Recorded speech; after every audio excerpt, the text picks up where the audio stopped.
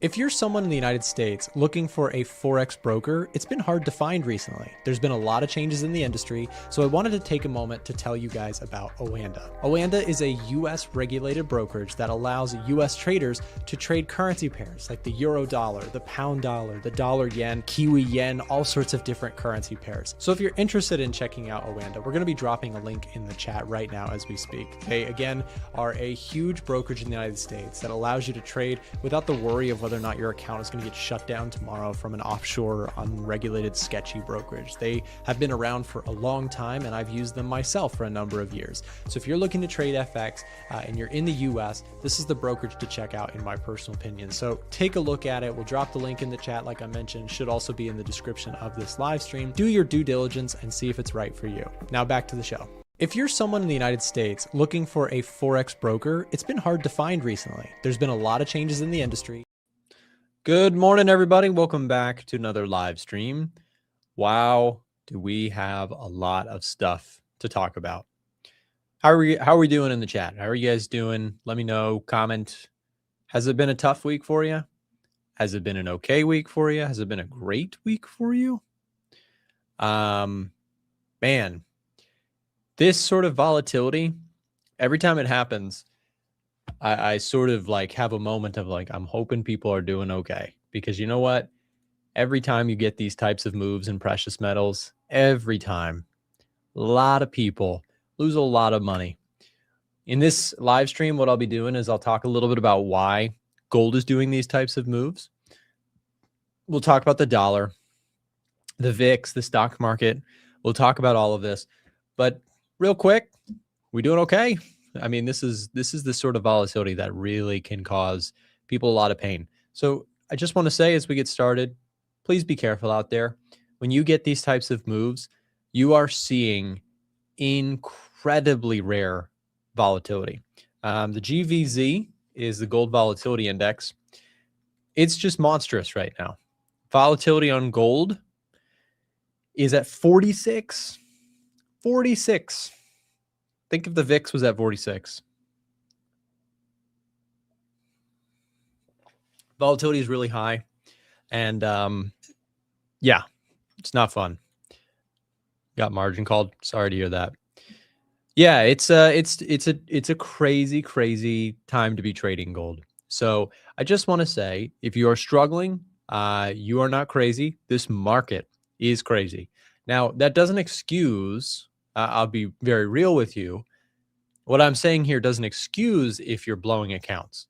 If you're blowing accounts, I say this with love and care. If you are blowing accounts, you're doing something really, really wrong. Now, why? Well, if you are blowing accounts, that means you're exposing your account way too much to market fluctuations.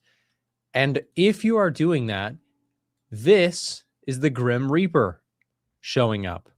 Gold volatility, or volatility in general, oftentimes exposes people who are being inappropriate with their risk in the markets. Volatility is what blows people up that are inappropriately taking size that is too big in the markets. So again, I'm feeling for those who are learning very hard lessons in this market. There's a lot of people who are losing a lot of money right now, and they're learning what every trader must learn. If you risk too big and volatility spikes, there goes everything you worked for. Doesn't matter if you had a 2-year period before this where you did really well. If your position size is too big and you get caught when the music stops, oh man, doesn't matter how good of a dancer you are, it's over, right? Volatility and position sizing are things that matter arguably more than how good your entries and exits are. Entries and exits are great when you catch good moves. I've said this a million times on my channel. I'm literally having deja vu right now because I've said this so many times. Entries and exits, everyone obsesses over them. What I think you should obsess about is your position sizing and understanding market volatility. If you're having a lot of success when market volatility is low and you're putting on huge trades and you're making massive gains, it's only a matter of time. It is only a matter of time until the market humbles you. There's no easy money or secret money in this market. Big returns in markets come from small ones compounded over many years. Okay. With that said, let's talk about what's going on. There's your fair warning. Please be careful out there, man. I'm telling you. I hate to get comments. I get them way too often. Nick, I blew up all my money. You know, this destroyed me.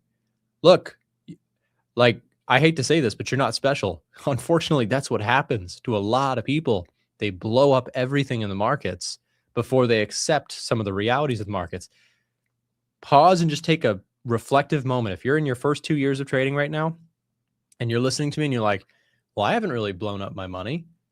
Well, you could be on the chop block next if you don't start thinking about these things. Position sizing, understanding volatility, understanding drawdowns, realistic expectations in markets.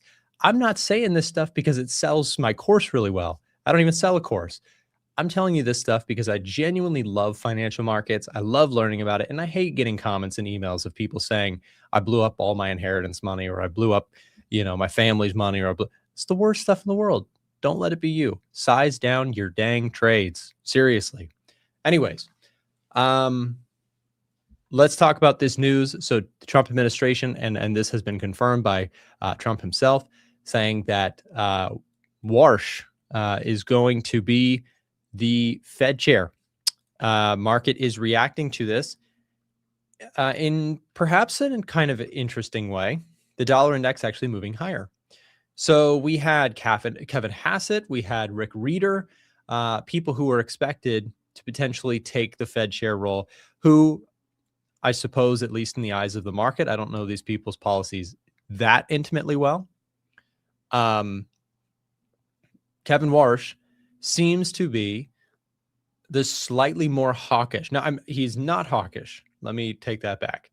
But the market was expecting ultra dove, right? Going to cut rates like crazy. And now the market is getting dove. You see where that works, right? They're saying, oh, okay, so we're going to get a dovish Fed chair. Maybe not a ultra 37 more ultra dovish Fed chairs. Okay. Markets trade on expectations.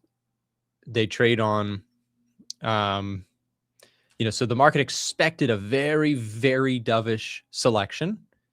And we got one, just maybe not the ultimate example. And so gold and so dollar spiked. Why is this ripping through the precious metals market? Because the precious metals market is Snoop Dogging it up. Oh, that's how high it is right now. Okay. It is, unbelievably extended. And so when you have an event that threatens even just a slight bit of hawkishness or changes the dynamic, it throws a wrench in things. I'm feeling in the last 24 hours in my gold trade has been a weird one. I did close out of the trade only to watch it shoot back up and then now crater back through. I'm feeling really grateful that I just stuck to my rules. Yesterday, I was flooded with comments teasing. And again, let me take that back. I had a remarkably positive response from the community, and I want to thank everybody who did that. That was awesome. This was kind of a crazy thing to be sharing online. Like, the numbers were insane. The move, I had so many people sending me comments and DMs and messages and emails. Nick, you should have closed out of gold. You should be doing this. You should do that. And I did my very best to tune out the noise and to stick to my plan, because you know what? That's the only reason I was in this trade in the first place. But yesterday, as you might expect, this is social media 101. I had a bunch of people telling me, you should have known the top was in when you had this candlestick, or you should have known. And I know some of you guys just rolled your eyes with me.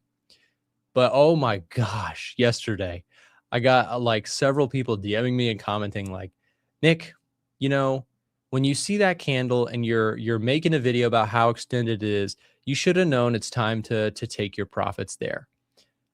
And to that, I say in response, first, I roll my eyes because hindsight is such a irritating, like, nagging thing when people have the benefit of hindsight and they're like, you should have closed it right there. I'm like, well, yeah, duh. I wish I did. But the other thing is, if you know, people are saying like, oh, it's clearly overextended, you should have sold at the top. And I'm like, yo, if I had closed this position when I thought it was extended, I would have closed it here. Okay. Trailing stops means trailing stops. I trail a stop, it goes higher. Oh my gosh. All right. I'm going to trail a stop again, right? Trail a stop. These gray lines were areas where I trailed a stop. At every point in this trailing stop point, my head was like, yeah, it's going to turn around. It's done. It's overextended. Like it's going to reverse. And every time until this latest one, it proved to be the wrong thing to do to take profits, right? So anyways, you can tell I was triggered by it.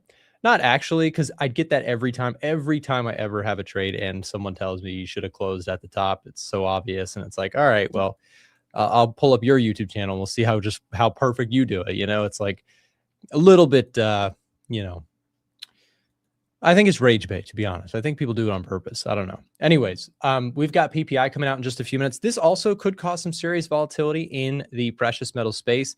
The Fed Chair Warsh definitely perceived as more of a dovish.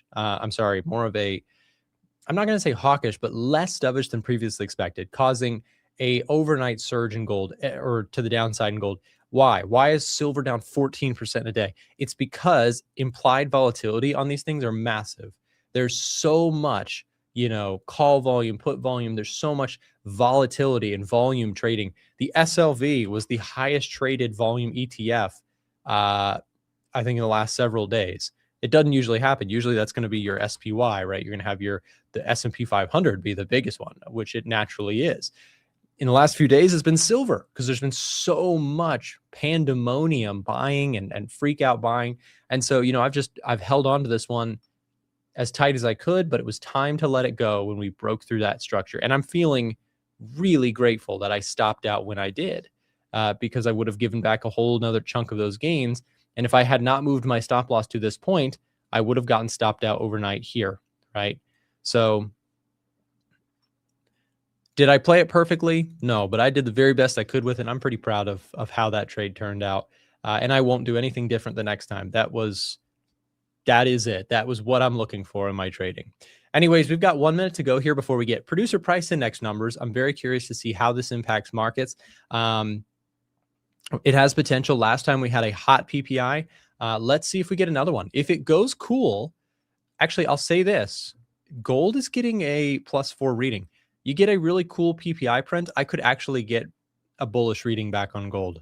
I'll explain that in a second. We don't have time to do it just yet, but let's see what this PPI number comes out to be. Where am I at? I'm at here. Yeah, Friday. Okay. PPI, we got 40 seconds. Let me switch this to the 1-day view because this is going to bother me. Can I just reset this? How do I do just today? No time. I'm out of time. Hold on. Let me switch over here. Take a look at the all markets view. Got about 30 seconds to go. PPI number, producer price index. This is going to be taking a look at inflation up the chain. Trueflation has been really low. I'd love to see it form in the PPI. If the PPI number comes in really low, I could look at potentially getting back in, establishing a position on gold. We'll see.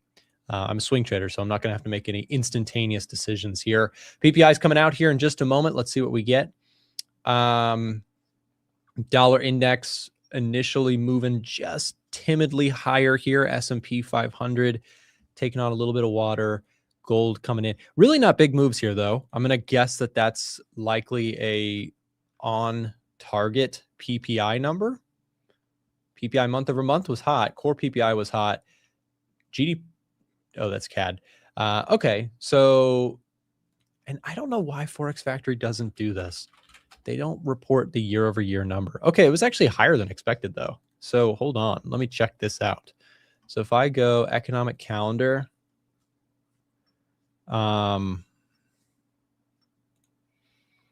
producer price index, PPI year-over-year, 3%. Am I looking at the right thing? Yes, I am. PPI year over year came in at 3%. That's higher than expected at 2.7%. So it's the same number as last time. So, yep, 3%. Producer price index month over month did come in higher than expected. Core, 3.3%. Conflicting views to the trueflation stuff that we were talking about. Let's see what my friend Chris Pulver has to say on this. We were talking about this a little bit yesterday, this trueflation. So producer price index coming in a little bit higher than expected, putting more pressure on this gold move. And we are completely doing a 180 in regards to gold right now. People have been asking me constantly, Nick, are you getting back into the gold trade? And in terms of, my trading, short-term trading, I'm gonna watch and wait. I need a better reading on the Edgefinder personally. If you know my strategy well, that's what I'm looking for. But not quite. We'll bring in Chris Pulver to the conversation, see what he has to say about all this. And just as a reminder, this scorecard, what it does is it looks at economic growth, inflation, jobs market statistics, institutional activity, technical trends to build an overall bias. So when people ask me, Nick, are you getting back into gold? The answer for me is going to remain not just yet. We're getting a neutral reading on Edgefinder. Fundamentals are very mixed. And I'll explain that really quick here. We have a jobs market bias that is very bullish. So if we take a look at this, non-farm payroll, we'll get new data, by the way, next week. But NFP came in worse than expected. That's bullish for gold. Unemployment rate came in better than expected. That's not so good for gold. Remember, gold likes weak jobs numbers. Weekly jobless claims missed expectations slightly this week. That's bullish. For gold, ADP bullish. JOLTS job openings bullish. So some weak jobs data has produced a strong reading for gold. I think that's a good portion. But then what's problematic is you have a rise in the year yield recently that's to be perceived as bear. The producer price index coming in at 3% on the dot there, compared to forecasts of 2.7. You do have some just slightly uptick in inflation. So this plus economic growth, which has been actually kind of strong, services PMIs, GDP growth, retail sales coming in stronger than expected. It paints this sort of neutral look for me on gold. And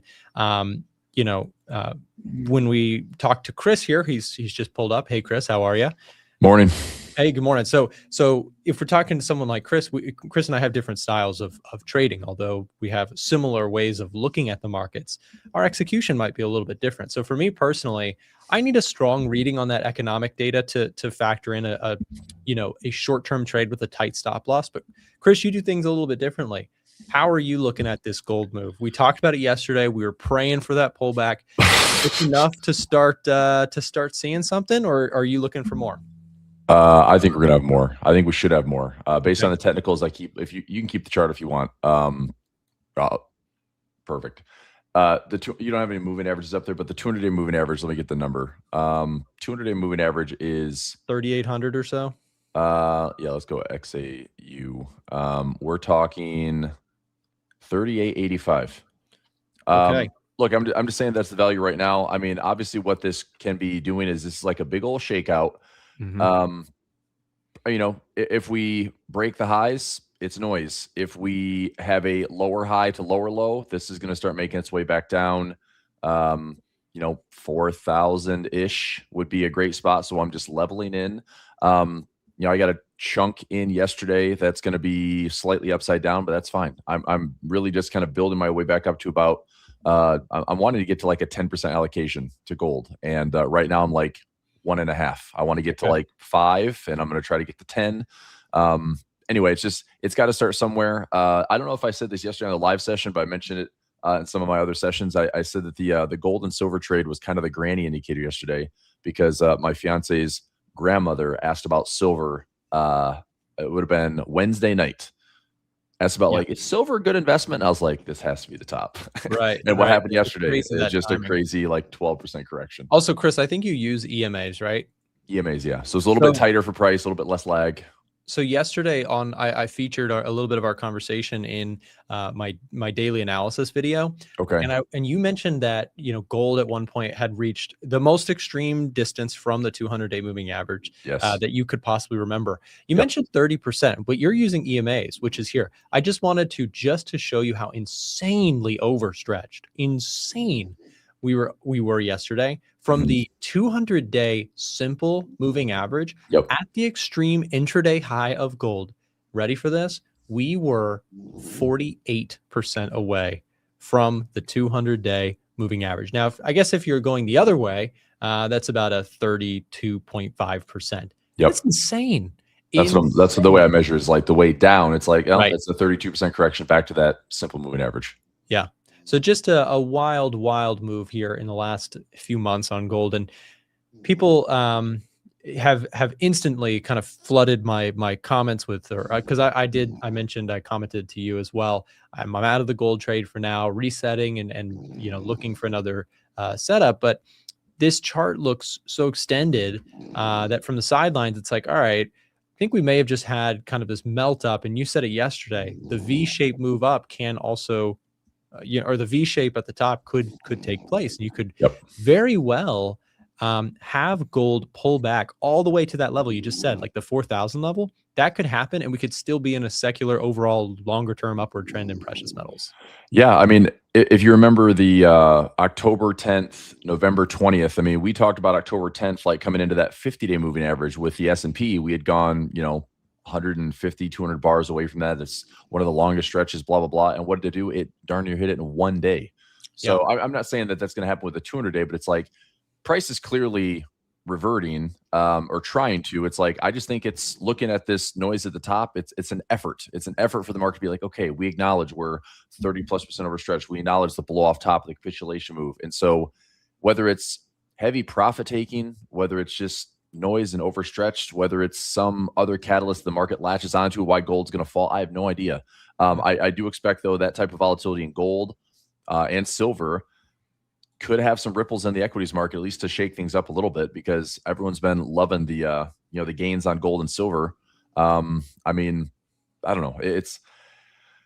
Yesterday was a crazy day. I mean, we finished kind of flat for the day, despite the market being down 1.5% intraday. And so today's just a way to finish up the month. Now, I do have an interesting stat. If we finish January positive, the market tends to be, I mean, it's like obviously more bullish if we finish January positive. If we don't, the market pretty much finishes flat for the entire year. Yeah. So it's kind of a big deal to see how we close today to make sure, like, well, if January closes in green, that's a good thing. Yeah, and it's looking like we most likely will for the S&P 500. NASDAQ has also, eked out a little bit of a gain here as well. Dow Jones looking okay. And Russell definitely coming out of the gate, at least the winner. I did trail out intraday of my Russell long position. I did have a trade going on this one that did also really well, but did get wicked out of that one here this morning. So out of the Russell trade, I would love to look for another opportunity to trade it. Just going to take my profits there and see if we get a little bit more of a pullback. We might. So we'll see. But overall, NASDAQ's down 0.7% here this morning. S&P 500 down 0.5%. Russell's down 0.9%. Dow down 0.4%. Of course, the big movers today, silver down 14.5%. Copper down 4.4%. And it is the question of the day. It's like, in the last few months, if you've had big down days, you've been rewarded to step in and buy those dips. But the question is, does that theme hold up here following such a wild one-directional thrust that we had in precious metals? Of course, today's sell-off, one of the supposed triggers for this is, of course, Kevin Warsh actually looking to become the next Fed chair. So we've seen volatility even in that prediction market world. People thought it was Hassett, then they thought it was Rick Reeder. I thought it was going to be Rick Reeder just based on probabilities for a minute there, and then boom, went right to flipped Kevin hard Warsh. yesterday. Yeah. I mean, Trump officially nominated him this morning, according to news outlets. So Kevin Warsh, and I look to see, like, what are the pros, cons. Kevin Warsh, it seems like he's a little bit more contentious than other Fed chairs. I don't think it was Trump that necessarily decided that Kevin Warsh is the guy. I feel like it was maybe Scott Bessent that said he's the guy. And Yeah, what that means Scott for the Fed Bessent, ultimately, I don't really know. I mean, I don't know. I think that the reason everything was so muted on Wednesday was I think it's been shown that with the with the adversity between Trump and the Fed, and Powell at least, that Powell's kind of a lame duck for the next couple of months. There's no real decisions coming from the Fed in the next couple of months. But the markets tend to always test a new Fed. So whatever that looks like, I mean, I still think we need to be ready for some type of pullback. Maybe 5 to 10% is a real thing. But I could see it with the market's ability to rally up like it did yesterday. I mean, clearly, even in a zero DT market here, it's like the buyers are still there. The buyers are still there. Earnings were decent this week. One thing I didn't love today was ExxonMobil. I mean, it's not down a ton. I'm still long ExxonMobil. That's one of my favorite stocks for the year. But yeah, I don't know. I mean, earnings this week, Microsoft down. I had a nice profit trade on Microsoft with butterfly spread. Meta had a really nice outperformance. Tesla was up a little bit, but just fragile stuff. I think the big thing is rotating out of tech, not being tech heavy, getting into the scarcity and the infrastructure side, the physical side of AI. And that theme is going to be what I trade until I see something else. So I'm how bullish are you on small caps right now? Well, since I took profits on it, so my actual positioning is back down to nothing. I mean, I had a long IWM trade, took profits on that via trailing stop here this morning. The question is, would I jump right back in? So, I mean, I like small caps. I think that there is the longer term story could still be there. The trouble that I'm having is the probabilities for rate cuts. That's kind of a storyline there.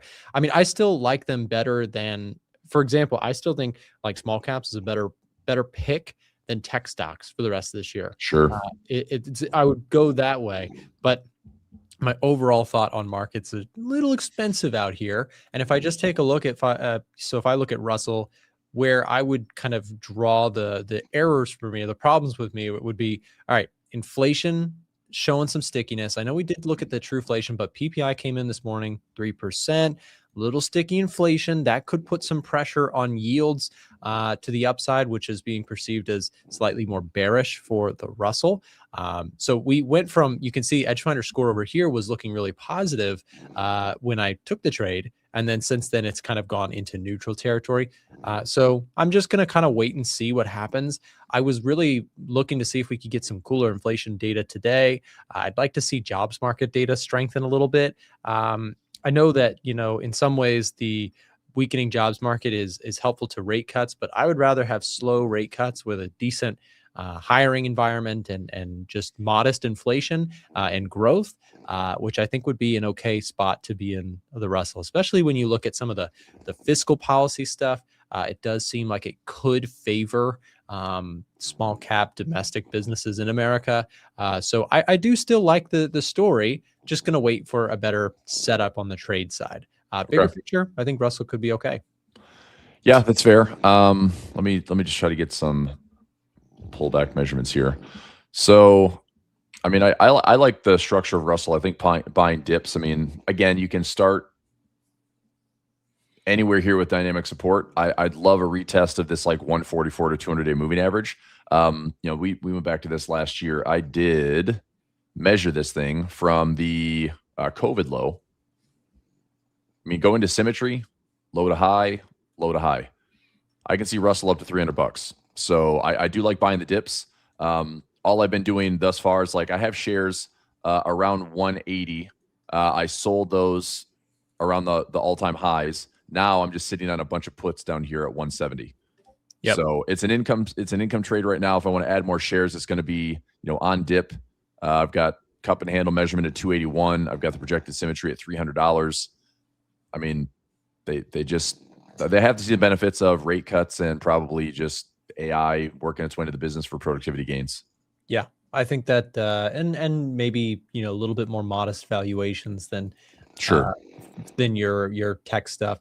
And interesting to see the whole Microsoft debacle, right? Because you had essentially still solid earnings numbers overall. It's just the cloud-based revenue not being guided to be, just spectacular, right? So any little hiccup that these types of companies have, Yeah. they also increased their expectations for more spending. So adding more spend expectations with slightly slower revenue growth on the AI related stuff, which is what they're spending money on, has the market a little bit nervous. And, just take a look at some of this stuff that's happened in front of us. Oracle from those highs is down 52%. So I would actually say, Chris, like I'm not in bubble territory anymore. It's hard for me to say like, oh yeah, the AI thing is just a giant bubble when Oracle, which is centric to the build out, is down 52%. Right. So like, to me, that makes me a little bit like, okay, valuations, sure, still high. But bubble territory to me would be looking a little different than this. I agree. I also look at Oracle and I'm like, I don't want to touch that. Yeah, me too. I mean, if it's down 52, could it be down 60, 70? The one thing I didn't love about Oracle is how quickly they jumped into, that was like the first sign. I think that was the one that was downgraded from Barclays because their debt issuance was just off the charts for what they bring in revenue wise. So, I don't know. I mean, Microsoft to me is different. I mean, I just look back to see what 2022 was.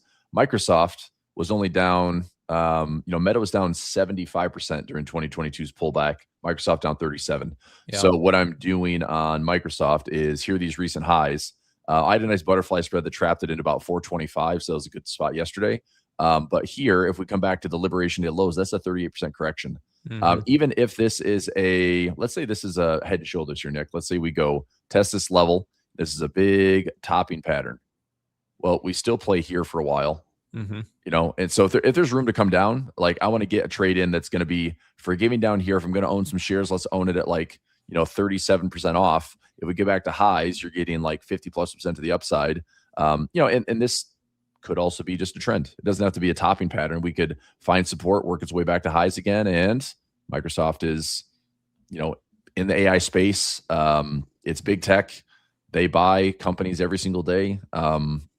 We'll see. But for right now, it's income, dude. It's income. Oh, yeah.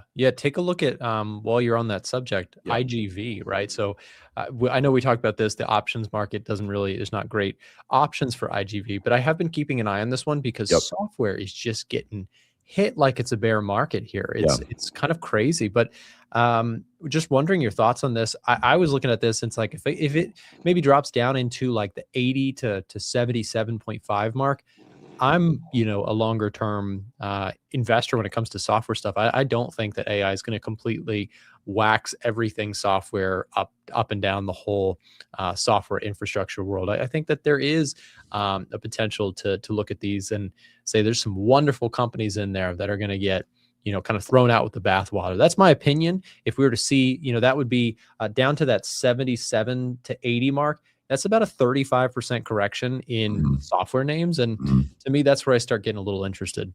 What is the what's the makeup of this? I mean, software companies. I mean, how many are we talking? Are they big? I mean, this is a BlackRock ETF. There's a lot. It's big stuff. You got Salesforce, Adobe, Microsoft, ServiceNow, all the software names. Okay, just a huge basket of them. Okay.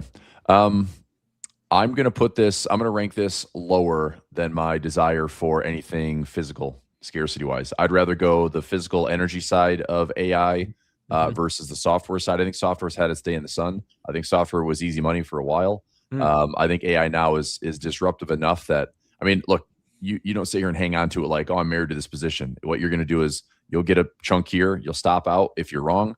If you're right, you get all that upside and you'll ride it like a pro. So I'm not worried about I'm worried more like for myself. If I started here and I'm like, well, my plan B is to get out of this trade. It's like, I don't want to see a 47% correction like this. And all of a sudden we're, back down to 2022 lows and I'm stuck in a trade that has no options. Right. Or has limited optionality.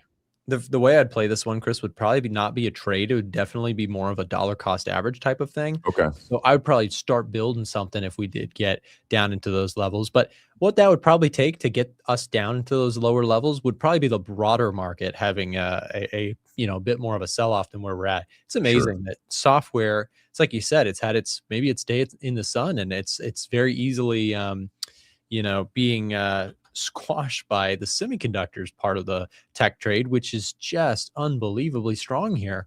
By the way, gold now down 7% on the day.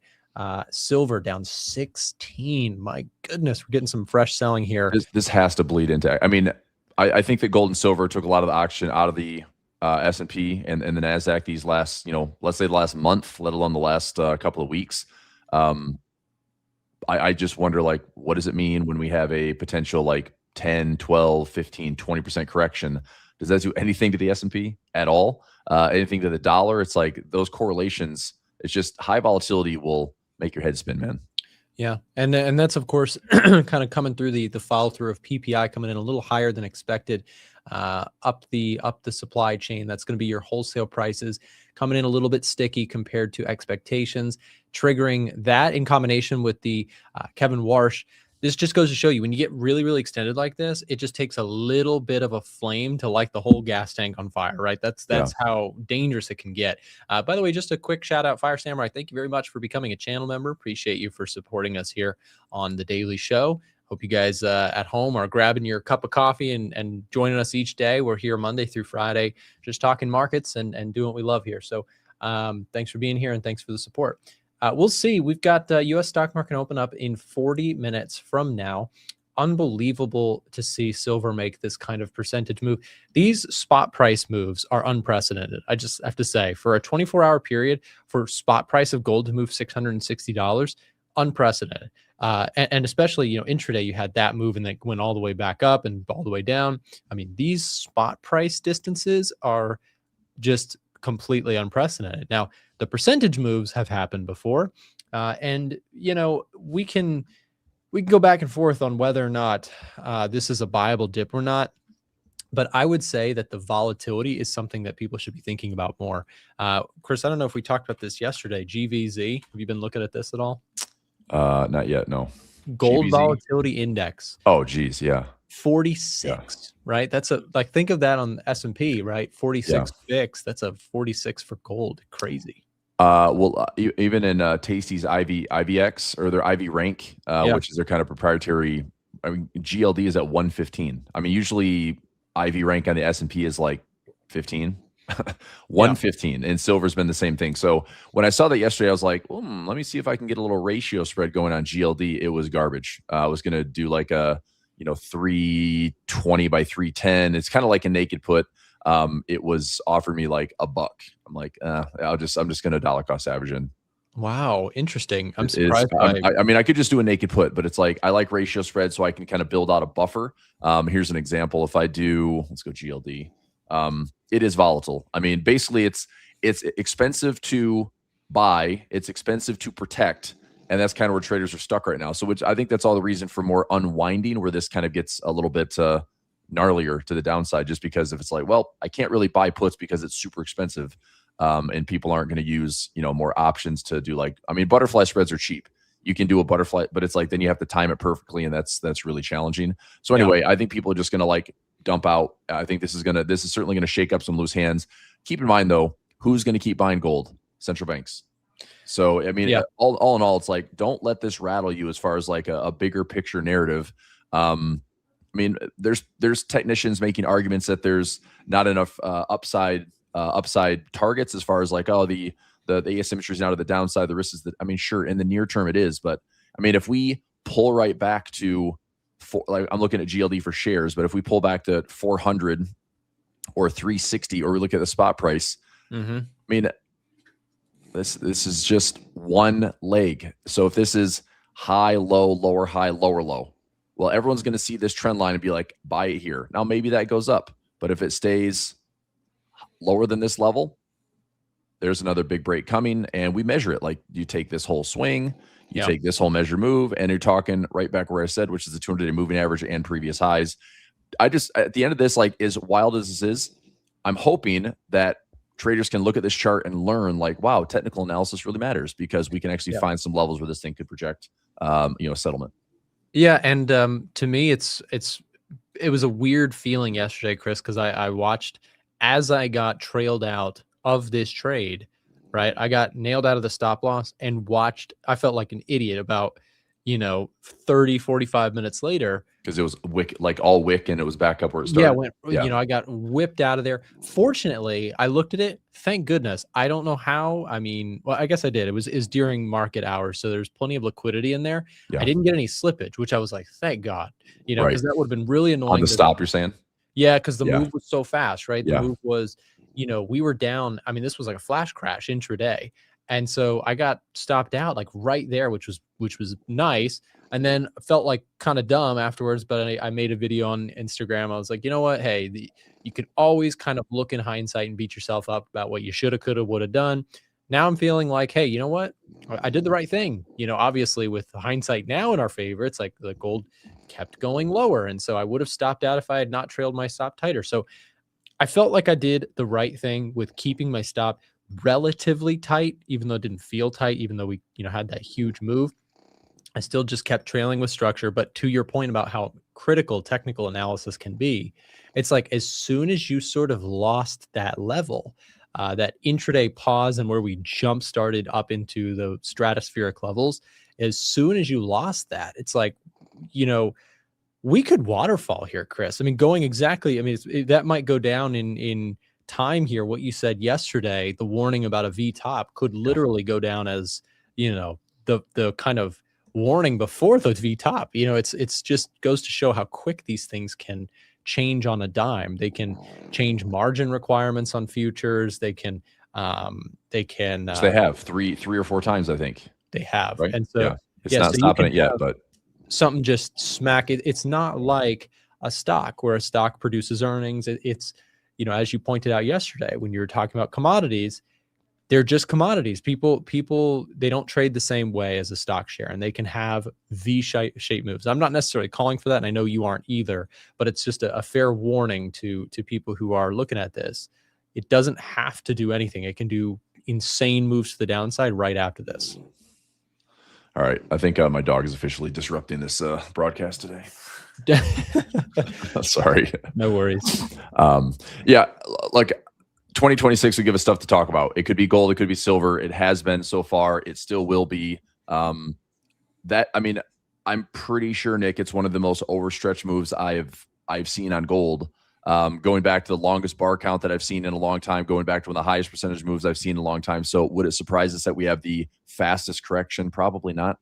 But like I said, don't let that change the overall structure. I think with the gold and silver ratio, gold is a better trade, as you can see right here. Like gold is a better trade to time. Gold's a better thing to outperform, at least in the near term.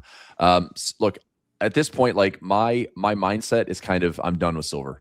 Silver ballistic. I just saw a podcast like somebody's predicting silver at $500. I'm like, okay. Is this the Peter Schiff of silver? I have no idea. It makes me nervous. But it's like with this historical ratio, I'm like, I just think the trade needs some normalcy. And I just feel like, look, gold's at all-time highs too, but net long, gold has way more support globally than silver. Silver has a use case, which is awesome. And silver is, and I said this when we broke the highs at 45 and 50, I'm like, silver is not just a poor man's gold. It's now seen as an industrial case and a strategic metal for national security and AI. So I get why silver has done what it did as far as we had significant all-time highs at $50, 1980 and 2011. And when we blew through those levels and doubled above that, I'm like, okay, that's great. But now what? Does it just keep going? I don't know. Right. Not without some noise. Chris, we talked about this a little bit, I think yesterday or the day before when we were chatting about it. But I was telling you, I've just been keeping up with the physical gold and silver dealers a little bit, just hearing what they have to say. Because it is pandemonium out there. Because you have to think about this for a second. Imagine you're a physical gold dealer. Like there are shops that sell this stuff. They buy the stuff from the public. They they are the physical merchants of gold and silver because people like to invest in it. They like to, cash out of it someday. Well, the reason it is insanity out there is that if you were, picture yourself, you run a gold and silver shop, and there's some very nice people who do these sort of things. And imagine you're the gold and silver shop owner, and yesterday people are flooding into your store saying, I've held on to this stuff for 20 years and I want to sell you all of my silver.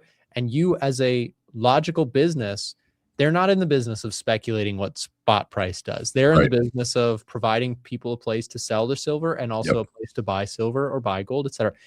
Anyways, imagine being in the shop right now. That's scary. If you had to buy, $500,000 worth of silver in the last few weeks, and it's doing this, you're like, if this goes, you could get crushed. So, well, I mean, a lot of them too. Well, at least in the comic side, a lot of the holders are hedging, at least in some capacity. Yeah. The crazy part is right now the kind of pandemonium mania in gold and silver is selling it, not buying it. Like what's happened is not a lot of people are rushing to buy this stuff, and that's why I keep going to like the net long of central banks. Position wise, I'm sure if this is going to give central banks a chance to buy more, they will buy more. Even if we have a 20 to 30% correction, they'll buy more. But people now that have been sitting on gold and silver feeling, I mean, I had a guy that trades with me every single day. He just, I don't know, found 975 ounces of silver in his house, and he's cashing in for about 100 grand. It's like, he's been sitting on that for like 10 plus years. So it all of a sudden got exciting. And good. Like, but I think that's where the noise is everyone is coming to sell. They've been sitting on it. My coins, my this. I mean, I have no idea. I have limited interest in like selling the physical side. I'm like, I'll hang on to it. That's the whole reason I bought it, was to hang on to it. Same here. And for listeners, I would encourage you to go check out some of these channels. What you will find is most of them are saying the same thing. The physical gold and silver dealers are being flooded with people coming in to sell. Now, that doesn't necessarily mean that in the broader sense, there's more selling going on than buying, because the physical world's a little bit different than the paper world. And the central bank world is different than the retail trader who's been sitting on it, for a retail investor who's, grandma left them 500 ounces of silver. Like it's kind of different, but it is just a thing to keep an eye on, because it's kind of an interesting story. Anyways, Chris, we are over time here. I know you got your next thing to head to, and we've got our next show host here ready to go.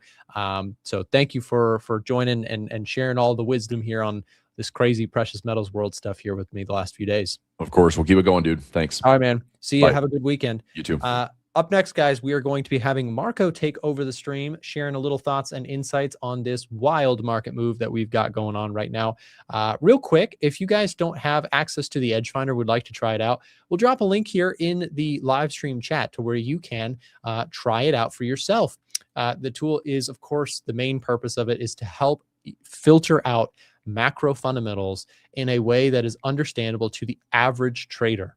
The cool thing about macro is that it's what moves markets, and it's the stuff that matters the most in markets. It genuinely is what's driving gold and silver to do this stuff in the first place. It's all about macro. But most people struggle with actually having the tools to see what the macro is even telling them in the first place.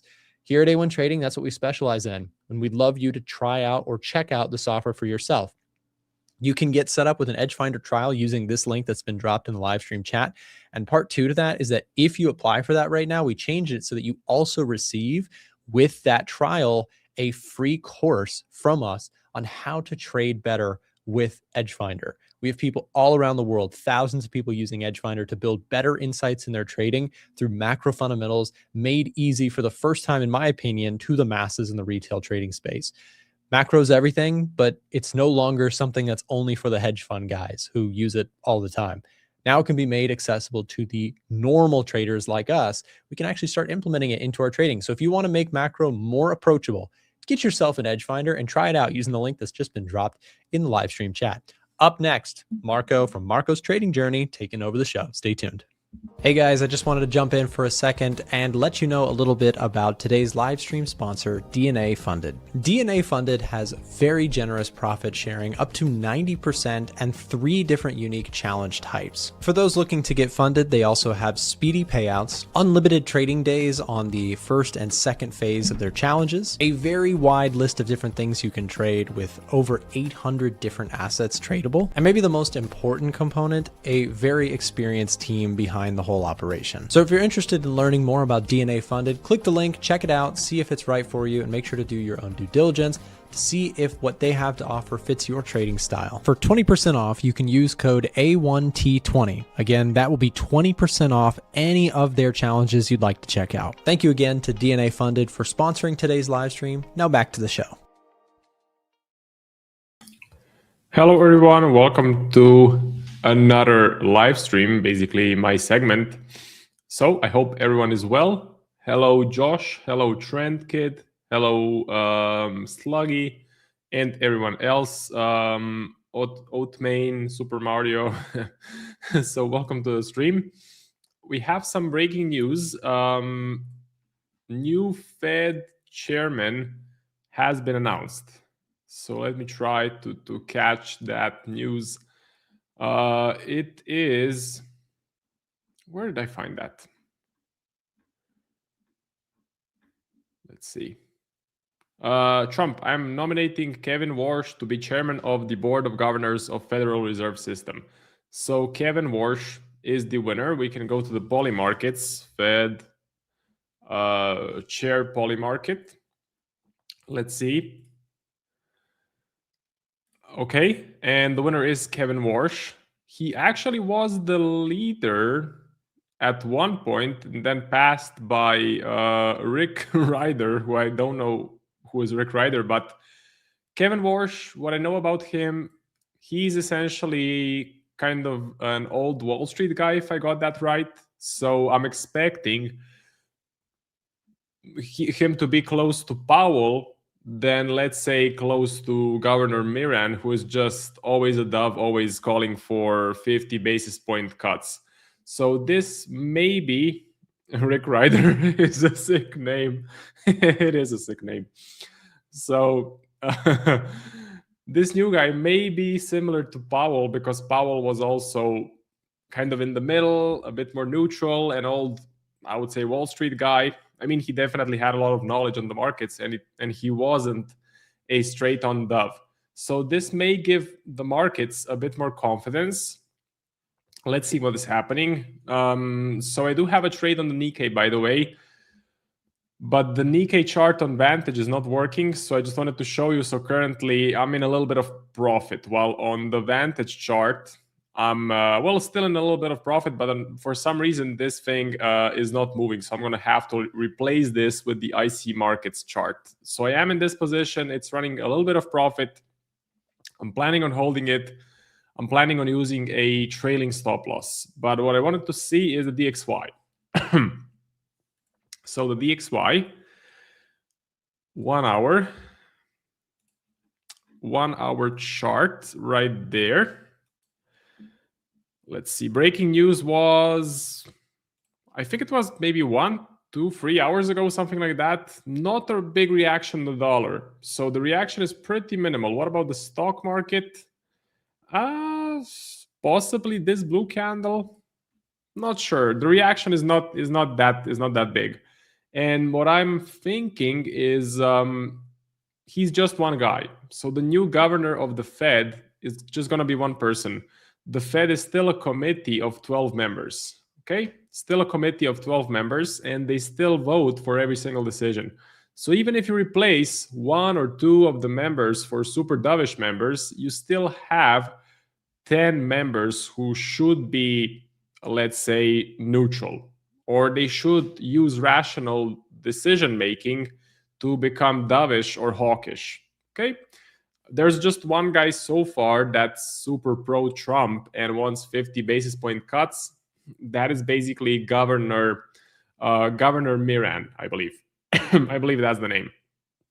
So let me just update my charts for a second. I should remove this one on the Nikkei. Do I have anything on it? No, just this reward to risk tool. So let me delete this. Let me add in a JP225 for IC markets. So let's go to plus JP225, IC markets.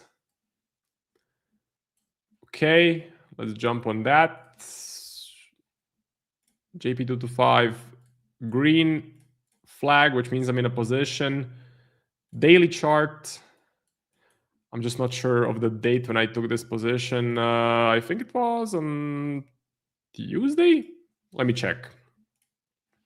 Let me check in my in the signals page, basically in the A1 Trading Discord, under Marcos Trades in commodity. In index trades, we have the Nikkei signal. So let me take a look at that.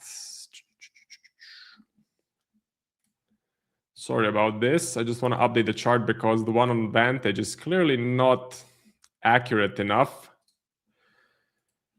So the entry was 52569.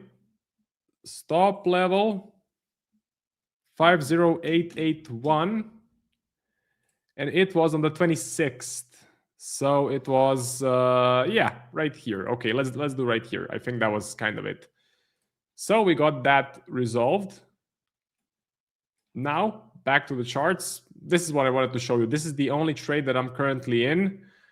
Nikkei, Japan 225. Again, Japanese stock index. Edgefinder was bullish. Technical analysis was bullish. Daily chart is in an uptrend. We have just touched the 20 MA right there. So I got in right around the 20 MA. And also a big confluence as well was the Sell America narrative. So I know that the Sell America narrative is not really playing out. I mean, if you look at the US stock market, it's not really going down. But the new money that's coming into the markets, it seems to be going into some other assets. And there is definite outperformance of the Nikkei, the DAX, the emerging markets, Brazil, Peru, gold, silver. They definitely are outperforming the S&P.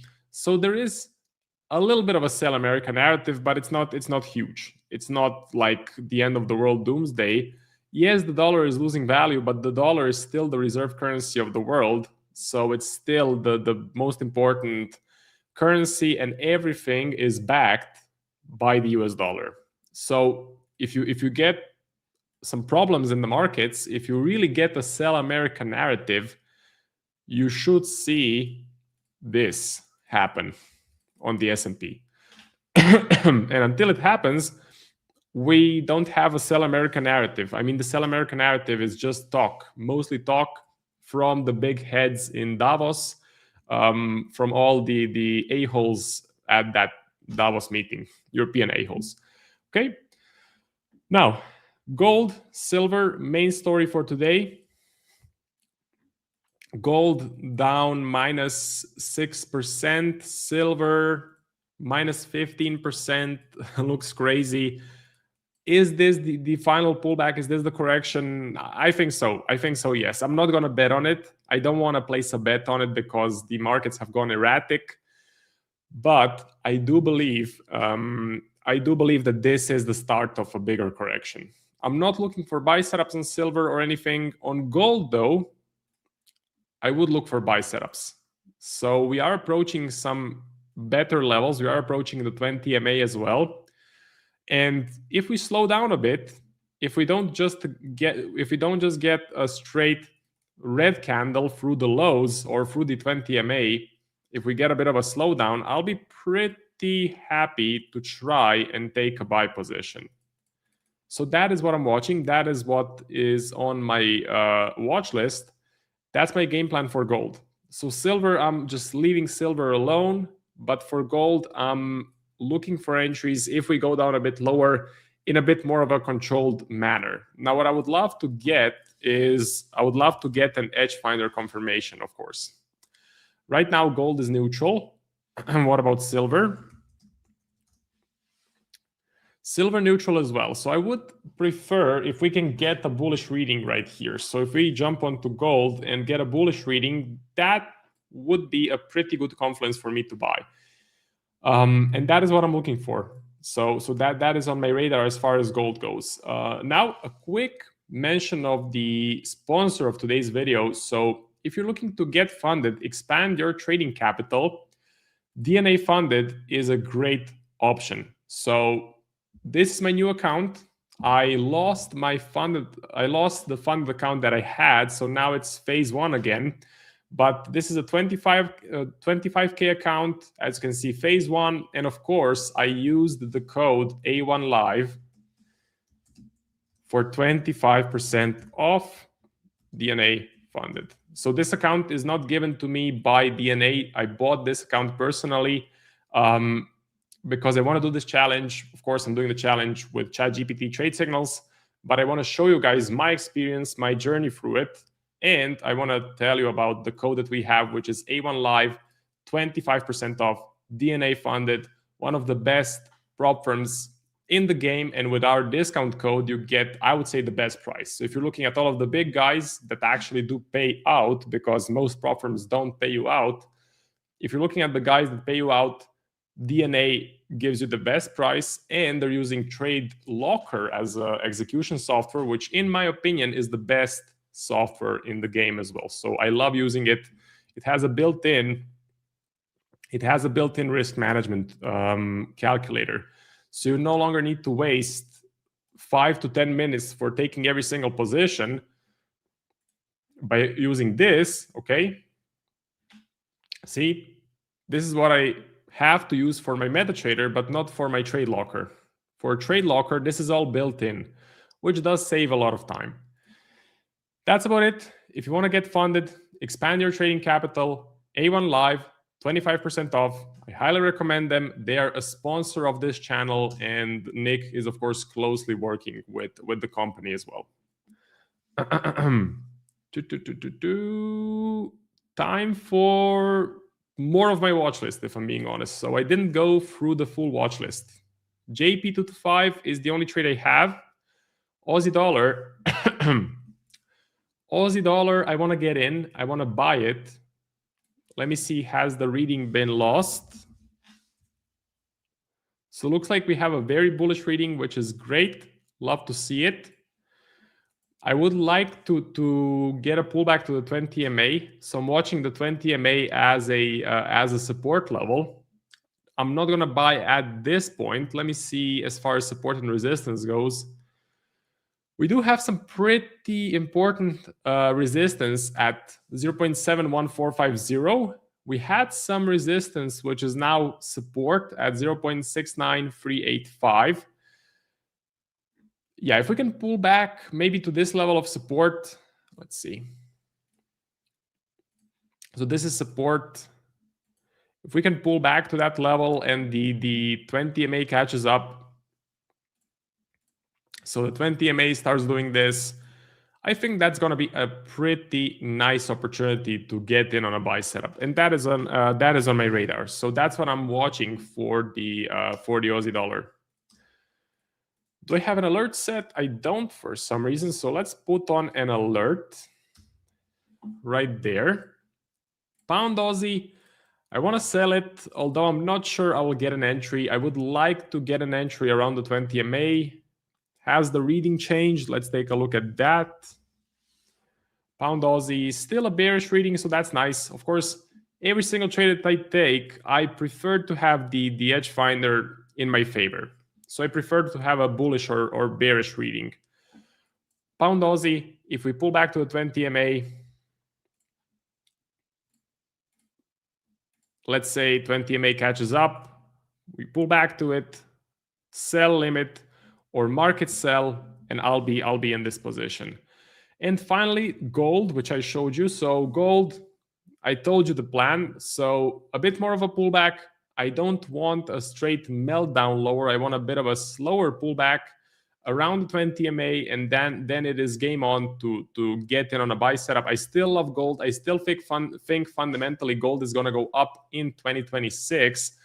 We're getting high inflation. We're getting dovish central banks around the world. We're gonna get more rate cuts from the Fed. Let's see that actually. So we have the new Fed chairman. What happened to the Fed watch tool? What are the probabilities? Let's take a look.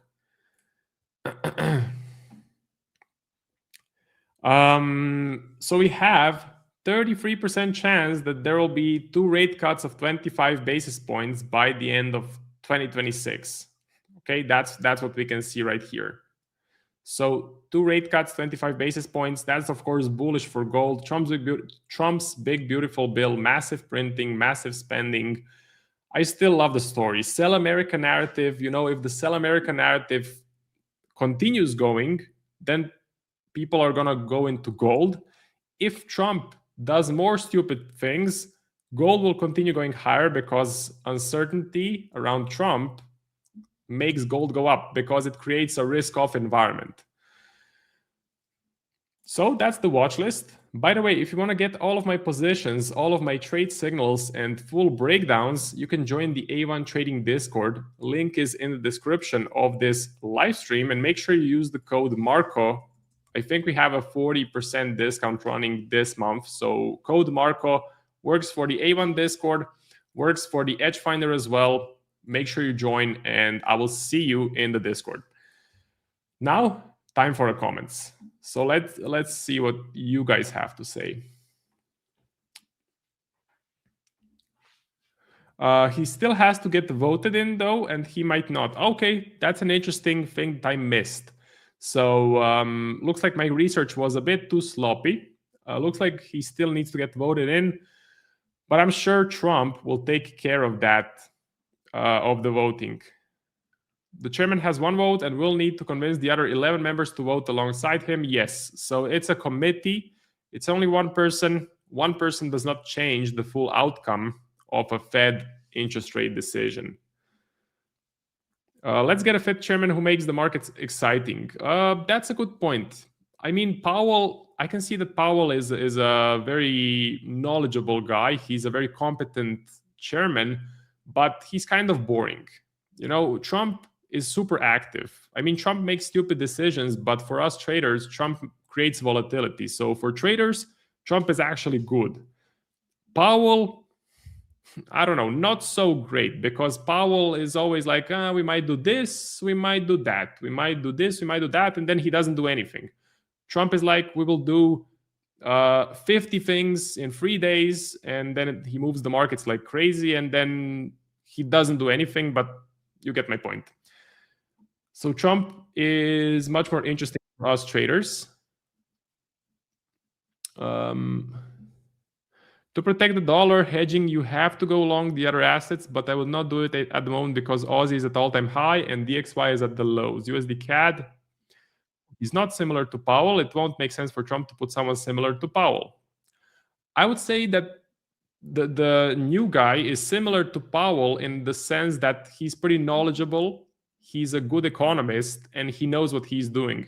It's not like Governor Miran, who is just calling for 50 basis point cuts all the time. That's what I mean when I say he's more like Powell. I would say he's not such a puppet for Trump. So if Trump says do 50 basis point cuts, I don't think the new guy will listen. That's what I mean. Look at Russell. Russell, let's take a look. Russell, 2575, 2575. Okay, so looks like Slug is looking at a level to get in on the Russell. I think that's a good decision. What does the Edgefinder say? Let's take a look. Russell is neutral at the moment, but I would say the current market environment favors US small caps. So it favors gold and it favors US small caps, which is exactly what the Russell represents. So 2,000 smaller companies in the US. We are around the 20 MA overall uptrend, of course. The only problem I see with this is that the Edgefinder is giving a neutral reading, which I would like to get a bullish reading for buy setups. But still, I think the current narrative, the current market environment does favor the Russell. So not a bad position, not a bad trade to have.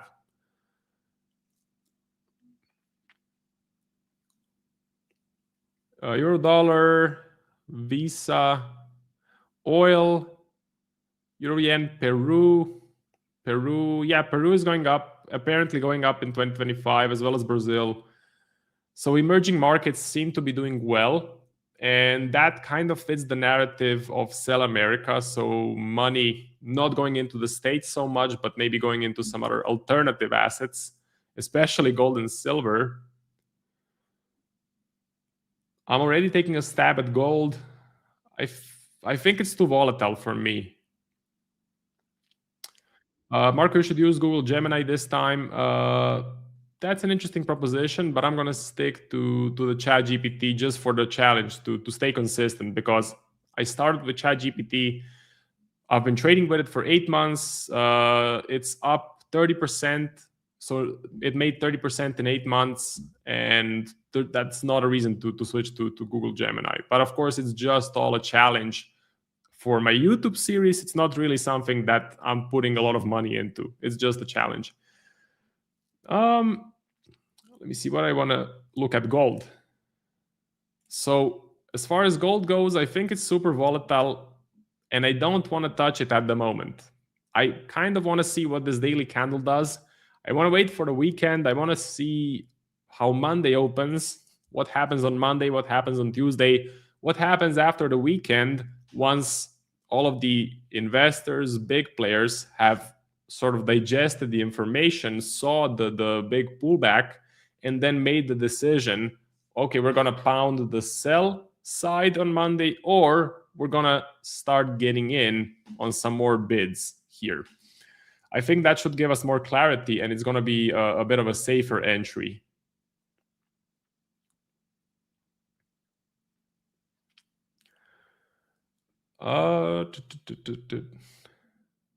Top setups, thoughts on the Fed chair nomination. DAX, I don't think the DAX is doing anything. I mean, I've been watching the DAX, but we did break out of the massive range. That's definitely good. Then we had a pretty big crash lower. So we broke out of the big range, as you can see here. Then we just crashed lower with a lot of selling pressure. So I'm not interested in the DAX. I don't think that the DAX looks good. Marco, but to what extent has Aussie strength been contingent on this gold up move? Well, there is a correlation, absolutely. Aussie has been lagging in 2025, lagging behind gold. Looks like it finally started to break out. We know that Australia's economy is highly dependent on the metals market pricing. So I would like to see the Aussie continue higher, and I think it can continue higher. I think there's sort of a delayed reaction, delayed correlation. I don't think if gold crashes that the Aussie will move much lower. I think the Aussie woke up from a very, very long nap time. So that's what I personally think.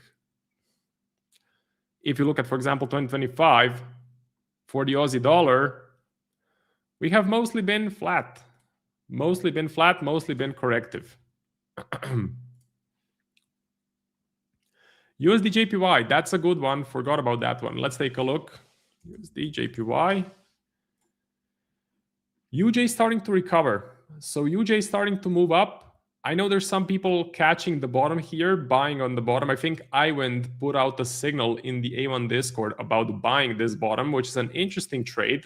Not the one I'm interested to take, but still an interesting position. I would be kind of scared for the BOJ to go in and do an actual intervention. By the way, if you didn't know, apparently the BOJ still haven't done anything here. This is just weak hands. This is just sort of some panic selling because people were expecting an intervention to happen. If we go back to the 159 or 160 level, then I'll absolutely be interested to sell. I think then the BOJ will come in, they will do an intervention, and they will push the price lower, maybe back to this low. So I'm absolutely interested to get in on a sell setup if we go back to this level. How is this a safe haven asset when the volatility and volume is so extreme like this, huge bumps and dumps? Well, that's a good point. Powell, we have to wait on the data every time. Yeah, it gets boring. It gets pretty boring with Powell. One tweet from Trump, your gold goes up. Brazil is good. Yeah, Brazil is apparently doing pretty well. All of the emerging markets seem to be doing nice. How do you trade with ChatGPT? You can find the full series on it on my YouTube channel. So I made 3 videos already. Part 4 is coming out today. My YouTube channel is Marco's Trading Journey. So let's see the last chart for today. What do we have? What can we find? Let's see. Last chart for today. Copper. That's what I wanted to cover. Copper, I was looking for buy setups, but then we crashed immediately lower, printed a huge wick here. I'm no longer interested to look for buy setups at the moment. I think this is too volatile, too extreme.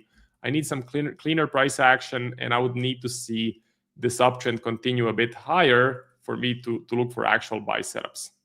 So copper is still on the radar, but I want to see the price action clean up. I think copper can be a great substitute for silver in solar panel production. So that's about it from my segment. I will be live streaming every day next week, so you can catch me basically every day. Good luck in the markets. If you have any questions, you can also find me in the A1 Trading Discord. So that's about it. FX James coming on after me. Have a great weekend. I will see you in the next live stream. Goodbye. Hey stream viewers, if you're outside of the United States, I have a cool offer I want to tell you guys about thanks to our partnered broker, 8cap. 8cap is currently offering the ability for new depositors to get access to our premium tool, the Edgefinder, completely for free. Now how this works is basically you create an account and deposit a certain amount of money into that account, and they will essentially buy the Edgefinder on your behalf. So it's a win-win-win. They get a new client for a reputable brokerage, you get access to the Edgefinder and a great brokerage to trade with, and you'll be supporting the show by signing up with 8cap. Now here are the steps if you want to find out more about this specific offer, but make sure to follow them specifically as we list them out on the screen here. Step 1, navigate to a1trading.com/8cap. That's a1trading.com/8cap. Step 2 is to follow the instructions and to make sure you use the specific link on that screen to sign up for your new 8cap account. Step 3, complete the required deposit amounts and contact their team as instructed on the page. So if you're interested in finding out more about this offer, head over to a1trading.com/8cap, and we'll also be dropping the link to this down below in the live stream chat as we speak. Like I said, make sure to follow those instructions specifically if you'd like to get access to a free copy of the Edgefinder if you meet the deposit requirements as listed on the website. Full information, like I said, can be found a1trading.com/8cap. Now back to the stream. Hello. How's everyone doing? Hope you're all well. Happy Friday. What a week it's been. We've got the new Fed, new Fed chair, and we had quite violent moves over the past 48 hours. Even into this morning, it was relatively volatile. So yeah, I hope you guys are doing well. Hope you all stayed safe. Bashi, hello. Congratulations on getting funded. I know. So I actually wanted to just quickly show that. So this week, obviously this week, but the past sort of 3 days really were just scalping the volatility we had on the metals. So I managed to get funded twice this month, actually. So I got funded on the 20th of January and passed another one today based on basically just shorting silver into the London bearish momentum we had. So that's nice. Bear in mind, never traded futures before. So to get funded straight away is quite impressive for me. You know, I'm give myself some props there. But yeah, so that's pretty much it from me in terms of any updates or trading related things in my personal life. But yeah, the markets have been quite crazy. So we liquidated Euro Australian. I think that was either yesterday or the day before. I can't remember the exact day, but we liquidated somewhere down here just before the volatility hit yesterday.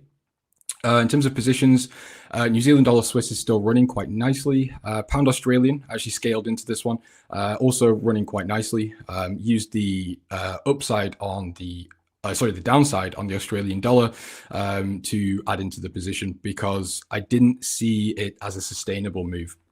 So what we saw yesterday, I wouldn't be surprised if we get a relatively quick correction. We could see it continue lower, but the correction that I do expect, I think it will be quite smooth. I wouldn't expect it to be, one of these times where we have a large market move and then it just slowly and choppy drift and sort of correct that move.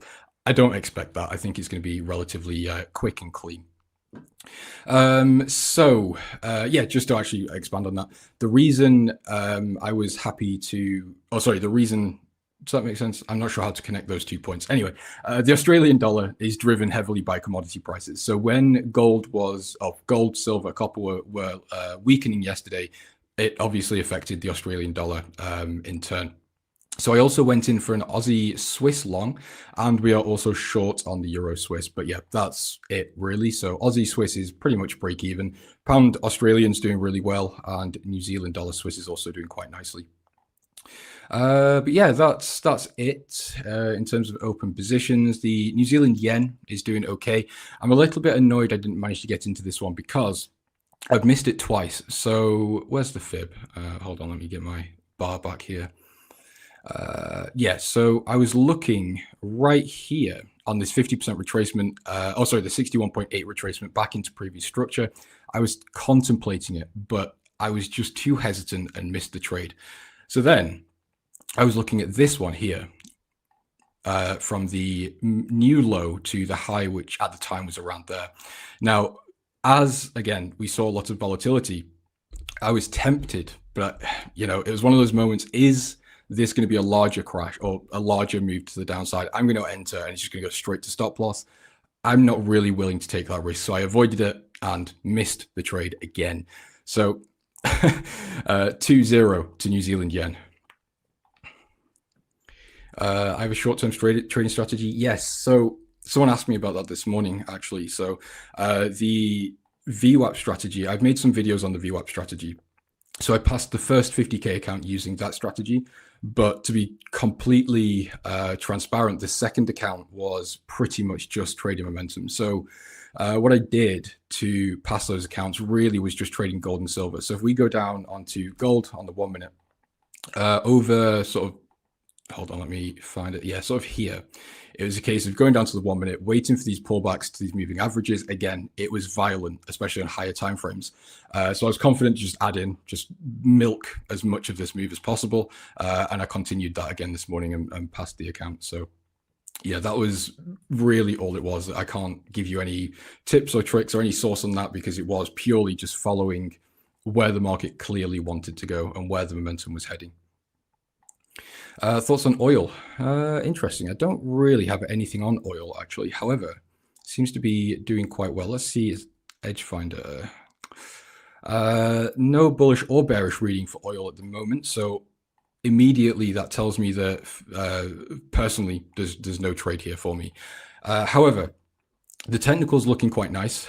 Really nice moving average formation. Very typical sort of bullish trend behavior. I've lost my, hold on, let me just get my brush back. There we go. It's a shortcut and I've got the muscle memory and I keep having it closed. Anyway, yeah, so the bullish trend is still very, very healthy, relatively clean pullback to the 50 moving average. However, I think if I was to be a buyer, I would need to see a bit of a larger move to the downside, a bit more of a substantial correction towards the previous high here. That's a terrible box, but there you go. It would line up somewhere around the 61.8 pullback, the fib level. So that's what I'd be looking for, is something like this. That would also be a really nice move back towards the 200 moving average for a dynamic support bounce here as well. So yeah, pretty sort of straightforward. But again, oil isn't something I track too much really on the fundamental side. In fact, rarely I'll look at oil unless I'm looking at the Canadian dollar. So yeah, I'm not really sure what's going on with oil right now. So unfortunately, I can't give you too much info there. Sluggy, good to see you, my friend. Hope you're well. I've been holding gold since 398. I'm assuming you mean 3,980 and not 398. Let's just have a quick look. Just bear with me for a second. So what was it? 3980. Yeah, I mean, to be honest, if you've been holding since here, just trail stops, let that beauty run. However, if you've been holding since 380, like you said, then that is kind of crazy. I mean, I'm going to assume that's not the case. But yeah, in situations like this, you've got multiple options. So personally, I would be looking to potentially just trim some of the profits and look to reallocate. So if you, again, let's say it's down here at 3,800. So let me just think about this for a second and get rid of that. So yeah, I'd be trailing stops underneath these sort of major either H4 or daily swing points, whatever time frame you sort of use to manage and execute positions, something like this, and just trail these stops up slowly. And then as you secure profit in this area, you could reallocate some of that risk into scale in positions. Now, I'm not telling you to do this. I'm just saying this is one way to sort of maximize these long-term trades. And it's basically, obviously, let's say you entered here with a stop loss here and you managed to catch a huge runner, and this stop was initially, let's just say 1%. Rather than just leaving this here and just trailing stops, sure, that's good. If that was the case here, you might be in, you know, what, like 5, 6, 7% profit. Just reallocate 1% of that back into another entry. And then again, if gold does end up running to 6,000, like a lot of the banks do seem to think, you've essentially not doubled the outcome, but you've maximized that move. Now, of course, you need to layer on your own analysis and management and all those types of things, but that's my 2 cents. What EMAs are those on your chart? These are the 50, the 100, and a 200. These, I only really use these just for an objective way to view the trend, because when you use just higher highs, higher lows, lower lows, etc., it becomes a little bit too discretionary, and obviously the markets are never perfect. So you could have a higher low in the opposite trend, and you know, not the best.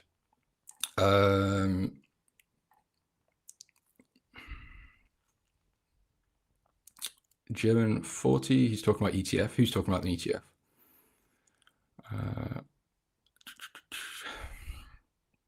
Okay, right. So the DAX, I don't have anything for the DAX either. Again, let's just see Edgefinder. Yeah, nothing for the DAX there. Now, generally, I think the best way to look at the markets like this, so the S&P, NASDAQ, DAX, generally is to just buy. Look for buys as a base option. That should be the first port of call. The only reason that would really switch is if there is an obvious reason. So if there's a massive risk-off regime, something's happening within the economy to warrant selling, then fine. But again, generally speaking, when we don't have a situation like that, the best idea really is to look for buys. Now, again, not financial advice, I'm not telling you to blindly buy these markets, but if there's nothing on the Edgefinder and the technicals looking fine and there's nothing that is causing concern, generally you'll be okay in a buy position unless you're stuck in a range. So to be honest, this actually looks okay. So potentially a long position. You've got a couple of different options for a stop here. Either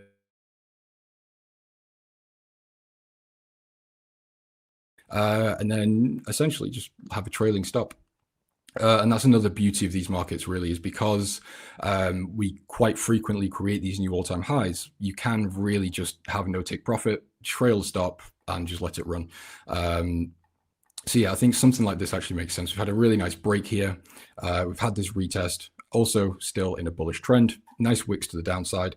And it seems like some buyers are getting interested on this current H4 candle. So yeah, that's my technical view. Again, not really that interested in the fundamentals. There's nothing that's caught my eye there. Fully skipped over your comment. Which comment, Bashi? Oh, I'm on the M1.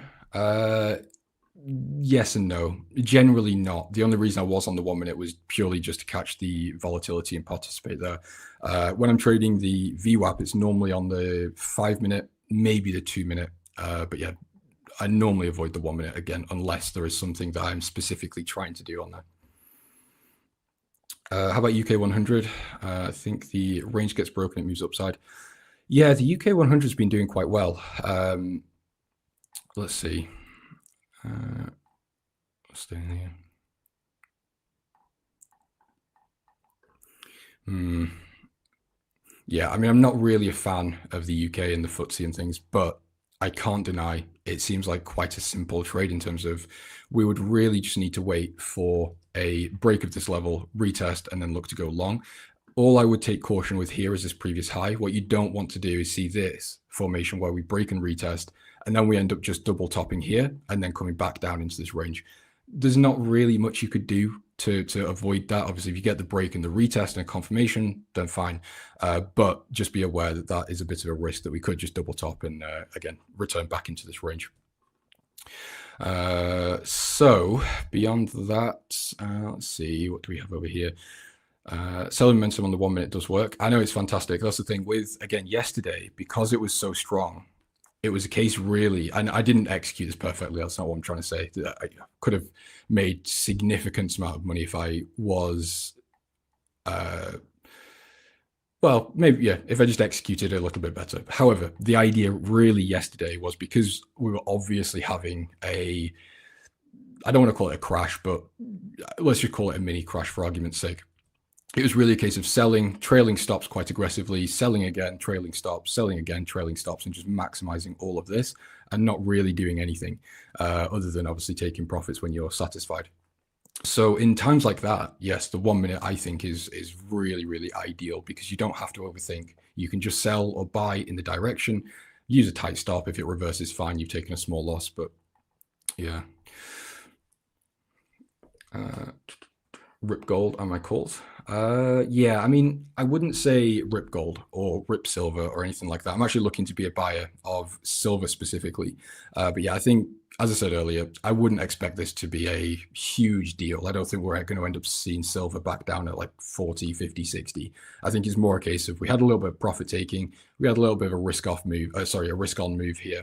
And yeah, that was it. It was just an opportunity for some profit taking, but yeah, not a big deal in my opinion. I could be wrong, you know, we could see silver just crash down to 50, but I would highly, highly doubt that. James, I think it's a hard profit taking sell-off, so that's why today I was just waiting for another drop. Yeah, that's exactly it. Yeah. So selling introduces selling in times like this. But yeah, now we're starting to see a little bit of rejection. I mean, we had large wick here, two large wicks here. I think if we were going to see it continue lower, it would have happened by now. I think this candle, and you know, again, in a week's time, I could be eating my words. It could look really stupid. But I really do think that if we were going to see this market continue to run lower with the same aggression we saw, it would have happened on any of these three attempts. But yeah, we'll see. Only time will tell. But the fundamentals for gold and silver are still the same. So yeah, I did good on my silver trade, which I was in 4 times. First 2 times I trailed SL very tight, got kicked myself out in profit.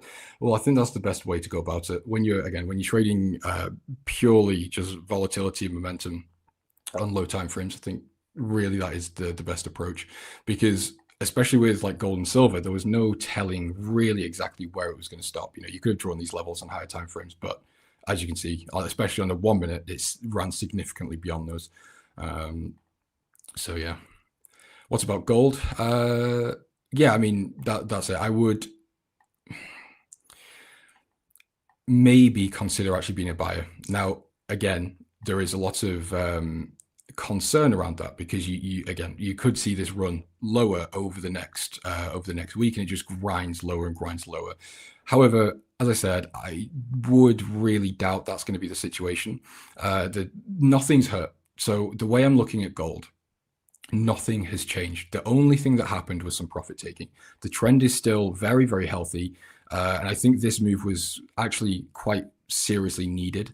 So at this point here, at the high, we were very deviated from the 200 moving average, the 100 and the 50. So it was just a mean reversion, profit-taking move. The RSI is becoming a little bit oversold. We're back at sort of the averages. So yeah, and again, the fundamentals in my view haven't changed in any way enough to sway me away from being a buyer. Any comments on dollar yen?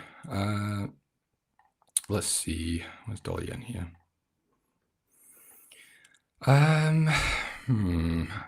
Being a buyer makes sense. So I heard Marco say that, was it Ivan that sent a long signal? I quite like the idea. I think it's a little bit risky, but it might be worth the reward, especially if you manage to buy down here near this daily 200 moving average, because the rejection was perfect. So really nice sort of correction, again, back to 200, sort of a mean reversion move. RSI became oversold, really smooth, almost perfect rejection off the 200 daily moving average. And now we're kicking back to the upside. We've got this gap, and we've got this sort of impulsive candle here that could, or very likely will see a correction into. And the fundamentals haven't changed. Again, dollar yen is still at its core a very bullish market, especially with the carry trade dynamic still in play. So yeah, I wouldn't overthink dollar yen. If you're a long-term trader, this could just be a dip to buy on. If you're a short-term trader, take a little bit of caution, but I do still think the bias is to the upside. I was on the 30-minute, James, looking for a swing geopolitics lined up with it, and manufacturing push from the USA was new for me. I did 66% account growth. Wow, fantastic. You are AUD shorts? Yes. So I'm a little bit salty about that because we did liquidate our position. In hindsight, could have held. I mean, we do still have a larger target. So I'm looking for this left side here to get corrected. I would like to see a bit of a cleaner pullback. Now, I may have missed the opportunity, obviously, on this move here, but I really wanted to see a pullback into this level of structure, retest, come to the 200 moving average, and that would have been almost a perfect sell for me, but we obviously haven't had that. However, on the other hand, I am obviously in the pound Aussie scale in, so that's sort of making up for it. Aussie Swiss is now in profit. In fact, all the trades are doing very well now. So yeah, I mean, Euro New Zealand also looks really nice. Euro dollar seems to be wanting to have a little bit of a correction of this left side as well. So I think the dollar is still in a bit of a precarious position. However, we've got clarity on the Fed now. And again, the other Euro pairs are quite significantly bearish. So we might see something even just back towards this 200 moving average, and that might be an opportunity to be a buyer if you are fundamentally bullish. I think the Edgefinder had a bullish reading, actually. Is it still there? It is.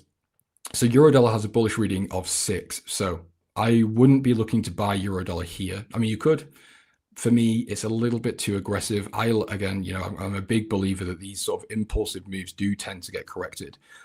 So I would really want to wait. And as I said, come back down to this 200 moving average, correct some of this left side, and then potentially continue higher towards 1.2.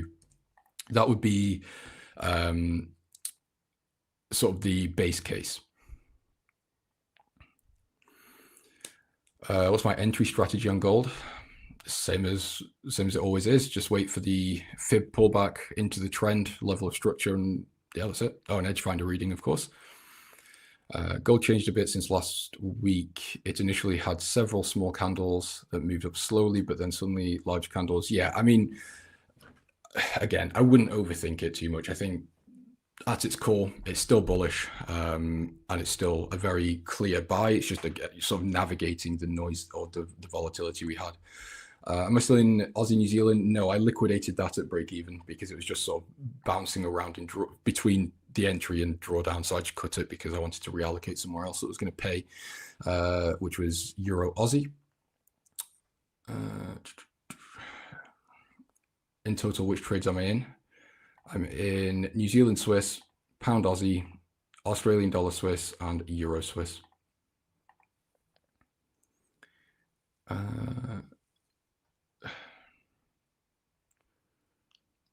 James, why do you refer to yourself in plural when talking about your trades? Do you have a team? Yes. So Elite Traders isn't just me. So we've got a Series 7 licensed fund manager. He works alongside me. We've also got an analyst that went to LSE. He works alongside me, and we've actually just hired another trader that we taught in Elite Traders. So he's now on our team as well. So when I say we, or we closed this, we opened this, we did that, I'm talking about my team at Elite Traders, not in terms of, you know, I'm not saying that I'm multiple people. Hopefully that makes sense. I may get into gold, silver, platinum. Wait, hold on. I might get into gold, silver, and platinum. Silver and platinum got 25% discount at the moment. I see what you're saying. Okay. Long darks, very nice. Sluggy. Yeah, Bashi, I think the metals are a good play. It's just a case of more of a money management perspective rather than a technical strategy. So I think being a buyer, if you have the capital, basically just buying these dips is a really, I want to say smart idea. It's maybe not the best way to word that. I think it could be quite a fruitful thing to do. However, again, a lot of brokers, you know, even a 0.01 on gold can be quite significant for most people's capital. But if you can afford it, again, not advising you to do this, but look into it potentially. It's quite a good idea. I need to be very careful when I'm saying things like that. The last thing I want is to sit here and say buy silver on dips. Someone buys 0.01 every 5-minute drop and then blows their account and blames me. So that's why I like to just preface that I'm not trying to advise you to do anything like that. I'm just explaining my thought process and the way I like to approach these things. I want to make a team. Me, Ball, Lee, OT can be a spectator. What do you mean by like a trading team? It's crazy how gold 1 hour candle has the same candle prices a few weeks ago. Daily candle a few weeks ago. Oh, right. Okay. Yeah, I see what you mean.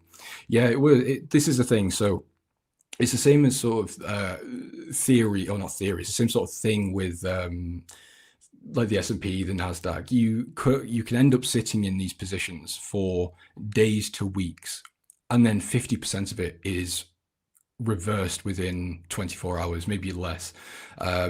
Because we've had so much buying volume, it's like, okay, we're buying. And then it's like, okay, someone's going to take profits. More people are going to take profits. More people take profits. And then it just ends up in this waterfall, which is obviously a significantly larger downside than what we had upside in terms of amount and time. Elite Traders, yeah, it's really solid. Yeah, I mean, yeah, I'm very fortunate to have a very knowledgeable team.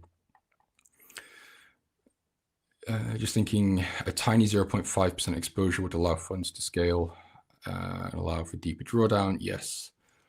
I bought my calls at the very bottom yesterday's dip. This trading stuff humbles me so hard. Yeah, I saw a lot of people actually on Twitter yesterday. They were on like the H1 and they were showing this bottom here at the time. And they were print screening up here. And I was just looking at it this morning thinking, oh my God, I really hope they realized those profits, because if they didn't, they've been wiped, because there was large positions. A lot of these Twitter traders were taking.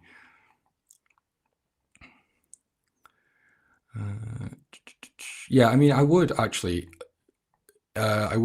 encourage a lot of you, if you are newer to trading or you're not quite where you want to be, to really network with other traders. Obviously, I'm not saying that you would network with every trader you see, but traders who align with your style, what you believe in. So whether it's fundamentals, price action, whatever. And it really, really speeds up the learning process. So for example, when I started trading, I wasn't sat here on my own trying to sort of figure out what NFP was, or, how to define trends. I was talking to people. I was on Instagram, Twitter, talking to family, friends. I was, networking with people that knew more than me, that I could learn from. Because the problem is when you isolate yourself and let's say, I'm going to take ICT as an example. I'm not actually attacking him in this situation or in this explanation, but when you sit there with one type of content and you're not talking to anyone else that's outside of that bubble, you become sort of infatuated and married to that idea. So for example, I might have had some sort of theoretical strategy that I wanted to try and waste weeks back testing. Whereas someone that, if I spoke to someone that knew more than me, they could say that is a terrible idea. It doesn't work because of this. That's just saved me 3 weeks of back testing. You know what I mean? Or at least something to consider. So anyway, let's finish that conversation because my time is almost up. So in terms of trades, I'm not really looking to take anything else. Euro New Zealand looks quite attractive. So if we can see a pullback on Euro New Zealand, that might be another one that I could potentially take. So just to mark this up for you quickly, it would look something like this. And as always, we need the fib to line up with previous structure. So that pull back in, retest the minor support we had here on the H1, just have a little bit of a reversion to these moving averages, then get short looking for a continuation to the downside. I think that's quite a smooth, easy idea. New Zealand yen, I do quite like it, but obviously I'm not going to buy here because we're double topping. So I'm not going to look to be a buyer just yet. I would really want to see just a reasonable pullback and then potentially continue higher from there. So as long as the low on, well, if we get a pullback, the low would obviously need to be higher than this one. We need to see a break. We need to see a retest of these previous highs and then a continuation to the upside. So there's quite a few things I would need to see from New Zealand yen to validate an entry, but it's on the list because I quite like it. Feel free to attack ICT. That was 2025. I'm not doing that this year. Anyway, ladies and gentlemen, we have got Alan Perez coming to take over the show. So don't leave. Alan is a fantastic trader. Really good content actually recently. I've been watching some of his shorts. They're really well edited. So guys, have a good one. Yeah, I'll see you later. Stay safe. Enjoy your weekends and don't get margin called. If you're enjoying the stream right now and would like to join us beyond just live streams, consider joining our free-to-join Telegram channel. Inside of our Telegram channel, we're sharing daily market analysis, bonus clips from the live streams and videos, giveaways to our products, prop firms, and brokerages, and much, much more. So like I said, if you're looking to stay up to date with ideas that we're looking at in markets, even if you can't make it to a live stream, consider joining our Telegram channel down below in the description of this live stream or being dropped in the live stream chat as we speak. Just click that link, it'll navigate you over to Telegram, click join, and you can come back to the stream. It's totally free to join, and if it's easier for you, you can also just use the QR code that you see on the screen right now. Now back to the live stream. Good morning, everyone. Good afternoon, wherever you guys are watching. Good to be back here. Hello to all the regulars. We're seeing some price action. I'm sure the gentleman here this morning covered it for you guys. But we do have gold down almost 7%, and silver just keeps on chugging lower. I posted an update here on the Telegram channel, so definitely feel free to join that. I'll give you guys the latest there. And I'm going to go over today about the DXY because we are getting a slight bid here on the dollar. And the question becomes, what do you do from here? We're up against this level of resistance, what could be now support, if we break above this level and continue there. So my thoughts on this, well, I think the dollar supported by a couple things this week. You do have the supposed government shutdown is not going to happen. I think Senate just needs to go ahead and vote something in there. You also have Kevin Warsh here as well as a new Fed that was announced. Now, both Kevins were considered dovish, but in the past, Warsh was actually a little bit hawkish. But now he's leaning more dove camp. So I think the narrative is still 2 rate cuts for 2026. And then any comments, any interviews, I'm sure people are going to talk to him, just picking out some wording there for him and kind of get a gauge as to where he lies. But you have to remember also, he's only one out of the many board seats on the Federal Reserve. So it's not like just Kevin hops in and there's rate cuts if Trump wants. It's he still has to influence the other people. So that's another thing to think about. But also gold is getting some profit taking, right? We're almost down here now, 7% for just today, actually, a bigger drop than yesterday. And so why is the dollar getting a little bit of a bid? I think because there's just some general profit taken in gold. Which is, understandable, right? We were at the very at 5,600. We had a crazy monster run up. Same thing with silver. But if this is purely just profit taking, this kind of just shows me how sensitive gold was at these levels, right? Because we had that first wave of profit taking yesterday. And then if we, now looking at today's price action, another day of profit taking, look at that big drop. So prices were pretty sensitive up there. So that tells me if we were to get some kind of a cooling theme in as far as geopolitics go and things of that nature, then this thing can definitely slide a little bit lower, which is fantastic for people that are been on the sidelines. I know it's been a very painful thing to see if you're not involved in gold right now, seeing this thing just chug higher and higher without you. So levels that I'm looking at for gold at the moment, something like this catches my attention. Another thing, this as well catches my attention, which is almost, relatively there, give or take.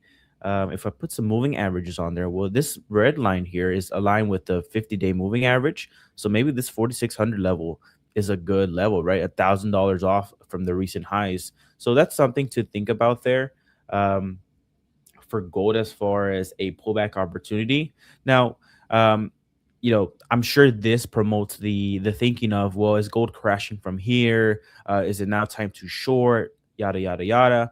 I think the landscape still is fundamentally, promoting gold, right, to the upside. You still have central banks that are looking to cut rates. You still have geopolitical tensions. There's probably going to be another couple waves of that as well with the current president and the volatility behind his wording. So yeah, I'm sure gold is going to get another hit of a flash higher, right? But I think, the deeper the pullback in the short term, the better. And that'll boost the dollar and that'll give us some opportunities to go ahead and play it. So kind of what I'm looking at for gold here. We did have, what was it, PPI come in today for the US. It came in hotter at 0.5. I want to make sure I get the numbers right here. US PPI came in hotter, right? So that's actually, inflation ticking up a little bit, right? So that gave the dollar a little bit of a boost, right? That's another factor to the gold downside. And you see DXY up 0.65. You have dollar yen almost up 1%. You have dollar Swiss up, so we're getting these pullback opportunities. Actually, dollar Swiss, something I like about dollar Swiss, right? If we're going to continue with the play of shorting dollar longer term, I'm actually looking for dollar Swiss to get a little bit of a bump here. Maybe we find ourselves back at this level of support. This was a very established level of support for a very long time, right?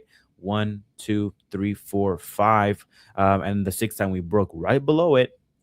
If we were to get up in here, I wouldn't mind actually shorting dollar Swiss. The only thing that kind of keeps me hesitant on that is the swap cost on that. But, if we get these, rate cuts coming for the US, maybe by the time we get here, that'll look like a good opportunity. Because if you look at last time, right, this was, I'm going to give you guys a little history lesson on dollar Swiss. This is dollar Swiss. This is a weekly time frame. Now, the current level of support that we broke was not as established as this one, but this is the weekly time frame, dollar Swiss, 8,400 level, 0.8400 was a very strong level. We held it once, twice, 3 times. We ultimately broke below it with some force. Kind of resembles what happened just now. So I'm going daily time frame here. We held it 1, 2, 3, 4, 5 times. We broke right below it. But also, what you have to look at is whenever we did break this level, right, on that weekly time frame in the past, we retraced right back into that level and then continued lower. So what I'll be looking for is if we can get dollar Swiss to trade back up into this level here. And then if the landscape, the macro, everything aligns with the idea, I'd actually be looking to short it here. Now, because the swap costs are somewhat heavy at the moment, then I could have a very short-term time horizon. But if you just look at it, dollar Swiss, whenever it starts moving, it starts moving pretty fast, right? Like this leg down was only 1, 2, 3, 4, 5, 6, 7 days, right? 7 days for, let's see, 7 days for 328 pips. So not bad, right? I'll take the swap cost on a couple days, right? A week. So we'll see. I mean, even this recent leg here, 1, 2, 3, 4 days, right? 4 days. And we went down, again, 354 pips. So I wouldn't mind actually seeing a little bit of a tracement up in dollar Swiss and then get the idea of shorting it here if the fundamentals make sense. Obviously, I'll be looking at the Edgefinder for guidance. I'll be looking at the real yield. I'll be looking at all those metrics, the Eagle surprise meter to make sure that it makes sense. But something I'm looking to do, one thing that I'm currently in, a current trade that I'm in, is the euro dollar. So I got in this thing pre FOMC because I did think that the Fed was going to take a somewhat neutral to hawkish stance. I think it was more neutral than anything. So the dollar really didn't see quite any movement there. We've been stalling out here. The trade is slightly in profit, but essentially what I did was a 1-to-1 trade. So not the best risk to reward. But sometimes those are the better trades. So what I did was market order, stop loss here, and I'm ultimately targeting that 17800 level here. So we're slightly in the green here. So I'm looking to target here. The reason why I'm not super my take profit is not super deep here is because I do think that fundamentally the dollar is going to continue on that path of weakness for now, at least, right? Lots of volatility, lots of geopolitical uncertainty. Sell America theme can come back at any moment. So that's something I have to be careful with. So that's why my time horizon and my take profit level is not too far away. It's only about 100 pips away. So once we get to this level, I'll obviously reevaluate. And if the data supports that we continue lower on euro dollar, then I can just find a way to re-enter, right? But ultimately, I want to get out here, be careful, and then also see like if I want to trade this thing higher or lower. If I want to trade the dollar to the downside, I think we have better proxies of doing that. If we get this strong bid in dollar, then obviously gold will resemble that by going lower a little bit. Maybe we get into this level of support. One thing I would be really looking forward to do, and I've been saying this for many, many times here, but I would like to take a stab at the Aussie dollar. Aussie dollar benefits their exports from gold. So when the gold rises, Aussie dollar also rises. Same thing with New Zealand dollar as well. So if we were to get a pullback in gold and establish a long opportunity in gold, I would also like to take a long Aussie dollar position too if we get a pullback. Central bank for Aussie dollar still looking to hike rates while the Fed is looking to cut rates. So that obviously supports it. I think we're just a little bit overextended here. So I would like to wait for a pullback of some sort. This level of resistance seems to be like a good level. We almost got there on the Aussie dollar, but not quite there. So really interesting to see how this plays out. But for now, my current trade is in profit. We're looking to take profits here at that 1.1800. And then once I get out of that, I'll repivot and I'll be looking to reallocate in an Aussie dollar long position if it makes sense. One thing I'll be looking to look at here as I do that is the Edgefinder. So let me see what the majors are doing only. Yeah, I mean, look at that. Aussie dollar still getting a very bullish reading, 11, Kiwi dollar 12, sterling is 10, euro dollar 6, and dollar pairs are still getting a bearish reading. So as long as we continue to see that, I'll be looking to look for that short-term bid in the dollar, but ultimately fade it. Yeah, GU's at 10, man.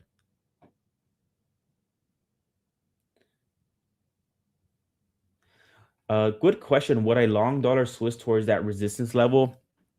You know what? I wouldn't.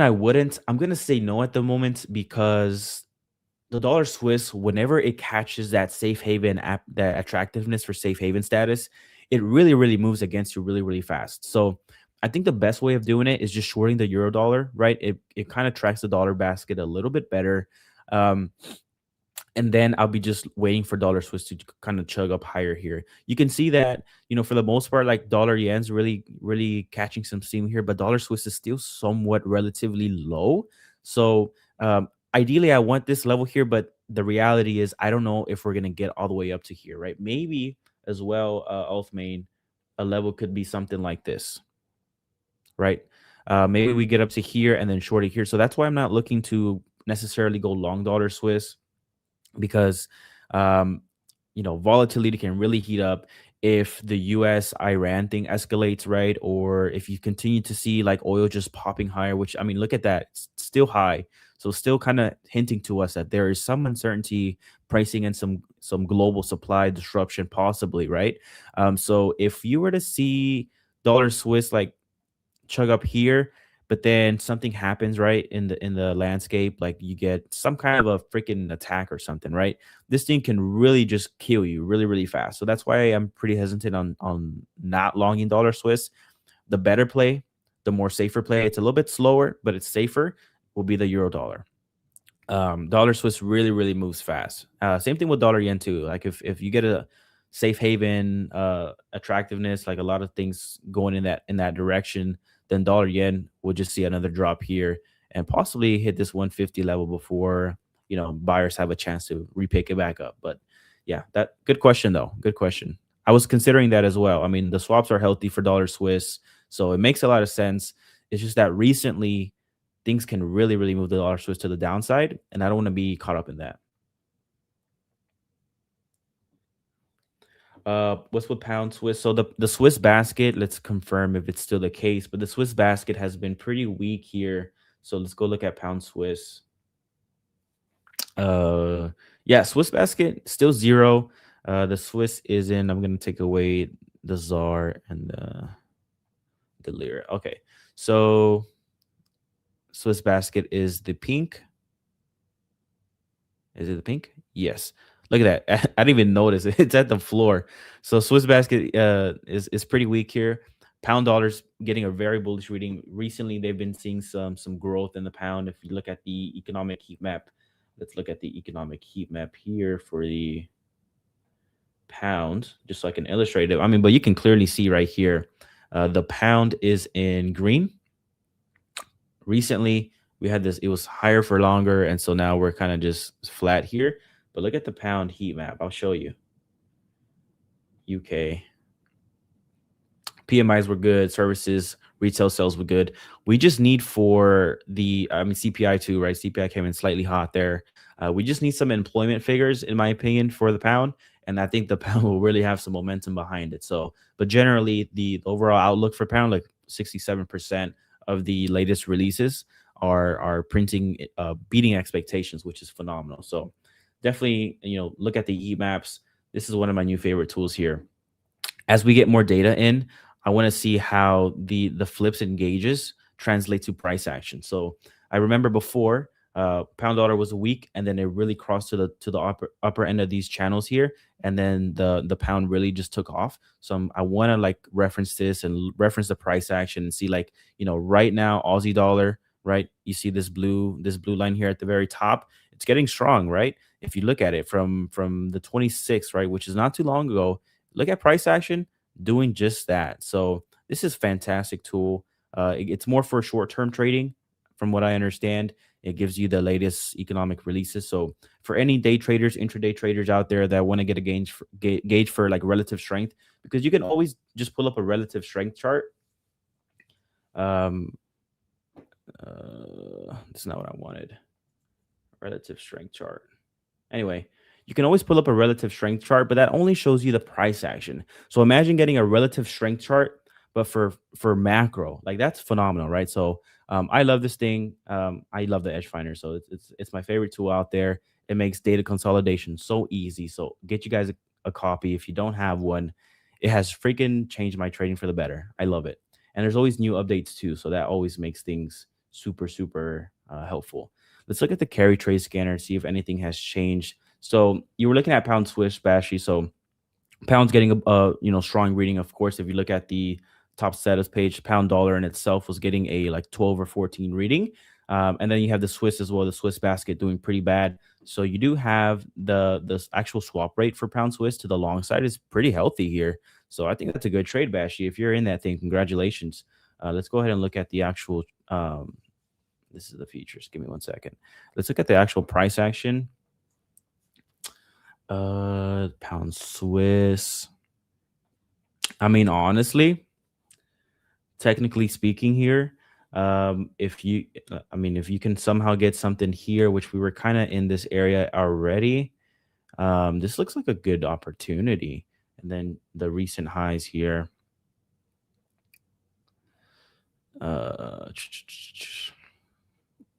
Okay, this looks pretty good. I think we can be patient. Maybe get a little bit of a dip here in the pound, ultimately pick it up here lower.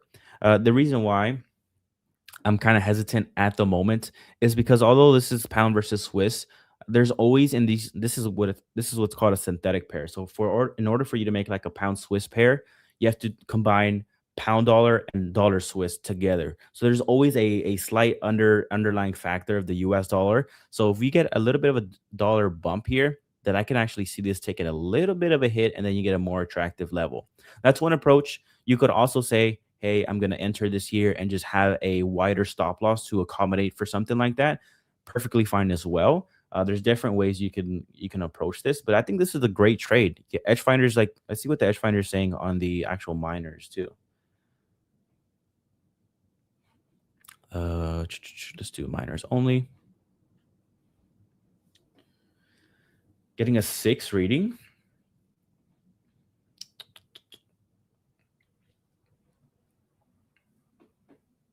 Okay. Retail's heavily long, so that's a contrarian signal, but it's not set in stone. So you just use that as you wish. Seasonality is in favor for the pound Swiss. CLT, they're buying up the pound. They're taking off the Swiss, which is great. So the CLT, this triangle here, is the change. So recently here that people picked up the pound and sold the Swiss. So it looks like a good trade in my opinion. Not bad, pretty good.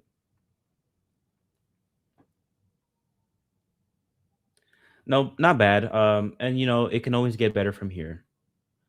Let's see if next week there's any financial data for the pound that we can look out for to see if this will give any fuel.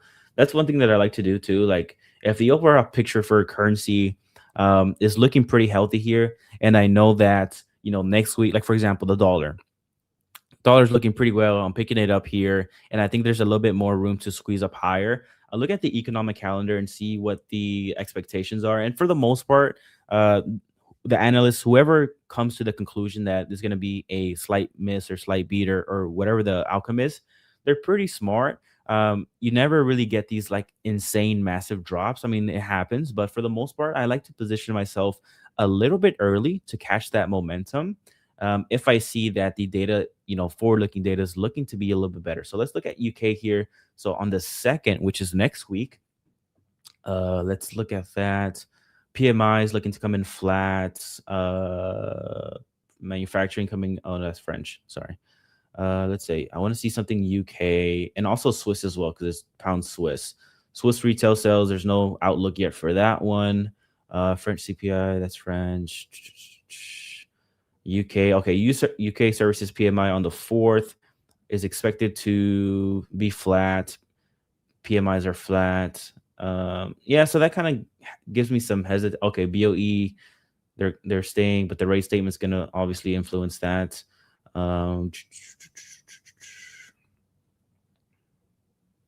Yeah, so not much coming out for the UK besides that rate statement and their PMIs. Obviously, you get a surprise, beat or miss, then that can actually help. But let's look at let's reference manufacturing PMIs. So it's expected to come at 51.6. And then let's compare it to what the landscape is showing now. So if I go to, and this is what I do all the time. So macro scanners, economic heat maps, UK. Manufacturing PMIs right now is 51 point. It's actually 51.6. So if it's, that's flat. So it really wouldn't impact it much, right? What was the other release? It was a UK services, I believe. Where are you at? Come on. BOE. Okay, UK services, right? At the moment, previously was 54.3. If it comes out to 54.2, not the biggest change, right? So unless you get something crazy beat, then pound will pretty much stay flat. So I'm going to wait for a little bit of retracement. If I possibly can, I'll wait for a little bit of a pullback if I were to enter this trade long. But right now it's pretty good, right? You could also another approach you could do is take one position. Like let's say you want to risk 1% on the trade overall. Then you just take 0.5% here. And then you're willing to take another 0.5% here. Best case scenario is that you enter, you get a little bit of drawdown, and you get tagged in the lower position. And then your average cost basis is actually improved. And then, you're gravy, right? And then you can continue playing the thing long. And then if you get stopped out, ultimately, then whatever. But I think that's a good approach. So that's what I would do for the pound Swiss here. But yeah, I like to do this a lot. I like to kind of like, if I'm looking to get in a trade, I sometimes like, especially with Forex, right? Because Forex is pretty flat for the most part. And then when you get these data releases surprising and stuff like that, that's when you catch the big move. So I like to look at the landscape, reference what's going on, right? If you're seeing an inflow of US data and expected to come in pretty good, I like to reference what the current landscape is looking at for the US, like the current US heat map. And then see like, okay, well, how much of a difference will this make if whatever comes out comes out correct, right? And for the most part, the analysts do a good job. And so then I can catch those moves a little bit, be in there a little bit prematurely. And then to account for that, any risk of like, it flopping or whatever, then I just, wide stops, lower risk, whatever. But that's basically like how I would play upcoming data releases. Yes, I forget you're using the 1 minute time frame. So yeah, true.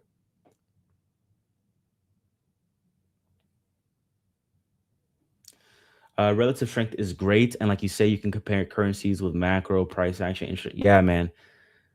That like I know I say this all the time, but like the Edgefinder is phenomenal if you're swing trade. I mean, even if you're intraday, but like just getting an understanding of what the macro or like what moves price, because ultimately like what moves price is the macro. Like when you look at the dollar index, when you're or like any pair, when you're seeing these big moves, it's because of something, right?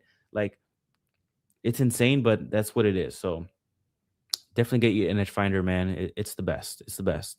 Euro dollar too. Something interesting that I just saw right here. That weekly time frame here. If you finish that euro dollar position with like a bearish hammer candle here, maybe we can get a little bit of a bump in the dollar, bring this thing slightly bit lower. So that's another thing that I'm looking for. Now, if we close this thing green, it's Friday. So if we close this thing green, then I'll take my profit where I have it at the moment. That's why I'm kind of a little bit more conservative, and then I'll be looking to trade it a little bit higher.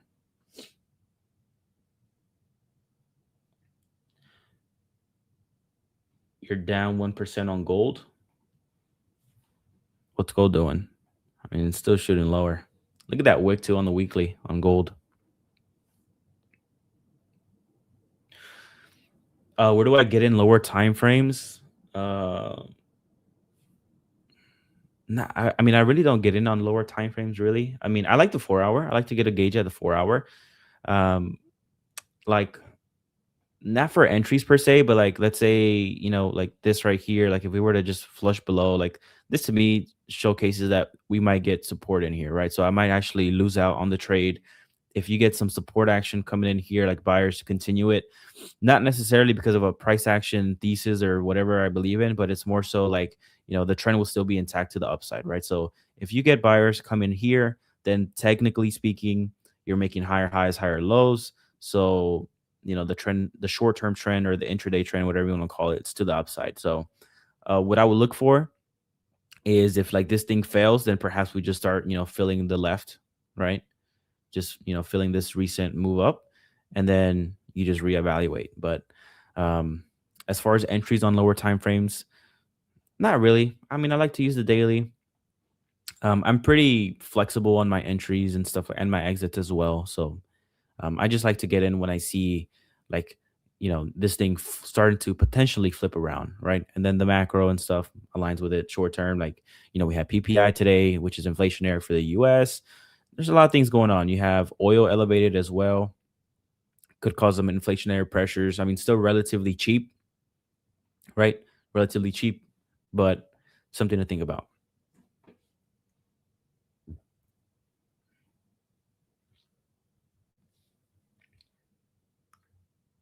Long gold at 5,000. Let's see.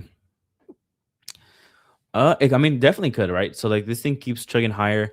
I'm looking personally for 4,600. I think 4,600 is a decent level. That 50-day moving average is pretty much up there. So by the time this thing, or if it gets up to here, then the 50-day moving average will definitely line its way up into here, and that'll be a good entry to go ahead and go long again. I like that level a lot actually. It's $1,000 off. You're getting gold at $1,000 off relative to the recent rally, which is pretty good. Hey, Charles, happy weekend.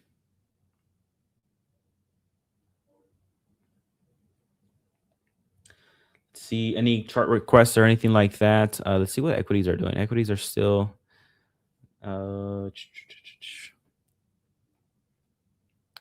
yeah, I mean, we're lining up at that 50-day, but this 50-day moving average seems to be holding up. I remember before I was talking about this, but like when we were below this 50-day moving average that we closed, I was actually pretty convinced that we were going to get finally a kind of a retracement back up into this 6,500 level of support. But no, I mean, we traded below it, closed below it, solid candle too, and then we just traded higher. Same thing with this candle as well on the 20th of January. So it seems like this 50-day moving average is looking like or reacting as a strong level of support. Ultimately, though, if we were to get a decisive close below and a continuation, like maybe 2 or 3 consecutive candles of below that 50-day, then maybe we can get a short-term pullback into the 6,500 level. This is kind of It was really concerning to me at one point, but I mean, we're getting a rotation from tech into the broader market, so that's healthy. But what's kind of concerning me was just how we kept chugging higher on equities, no meaningful pullback, and things were pretty tense in the world. And also too, like you had gold. Gold was like at just 2% days, 3% days, right? Erratic parabolic movement, but the VIX was relatively low, so that was kind of concerning to me. But now we're starting to see, I would say, a sign of stabilization, right? Maybe this is the pullback. I don't know. But I mean, I think the year for this year could be a solid year, like an 8%, 10% year. But is it going to be, we get to 8, 10% immediately and then we're just sensitive up there, like just stagnating? Or are we going to get a pullback and then ultimately finish the year up, 8, 10% because we made our way up there naturally, gradually, organically? I don't know. That's kind of the pickle I'm in, the boat I'm in. Chris said he will take a 1% pull, or 12% pullback, or a 1 to 2% pullback, because we had a 1% pullback yesterday. I think 12% will be, healthy. Let's see, 12% from now. That would actually be super healthy. If we can get that, that's phenomenal. Even up into this 200-day moving average, I think is okay, right? If you just, I think up into the 200-day moving average will be okay as well. You're down 6%, and then you make up another whatever, and then you finish the year slightly in the green. I just don't like the idea that we're just gradually chugging higher. That just makes me feel like markets are going to be very hypersensitive to anything. And then if anything meaningful happens, like as far as something disruptive, then you get a very hyper, like super fast pullback, which is okay. But it's not okay for like the everyday people. Like I'm sure that can cause a lot of havoc and stuff like that. But for traders' perspective, obviously any sharp pullback is much appreciated, right? You can time it with things like the put to call ratio and stuff like that to get a sense as to when to re-enter, and it's an opportunity long term. But I just don't like the sensitivity that we can experience up in these levels, right? But fantastic, we hit 7,000. AUD USD long. Yeah, I'm waiting for it, man. I'm waiting for it. It's going to take its time. Waiting for that pullback ultimately, but we'll see how it plays out. If we get that dollar strength, I'll be looking to be a buyer, but it seems like I have missed the train unless I become more aggressive with my entry, which I'm not willing to do. So yeah, Aussie dollar, fantastic trade.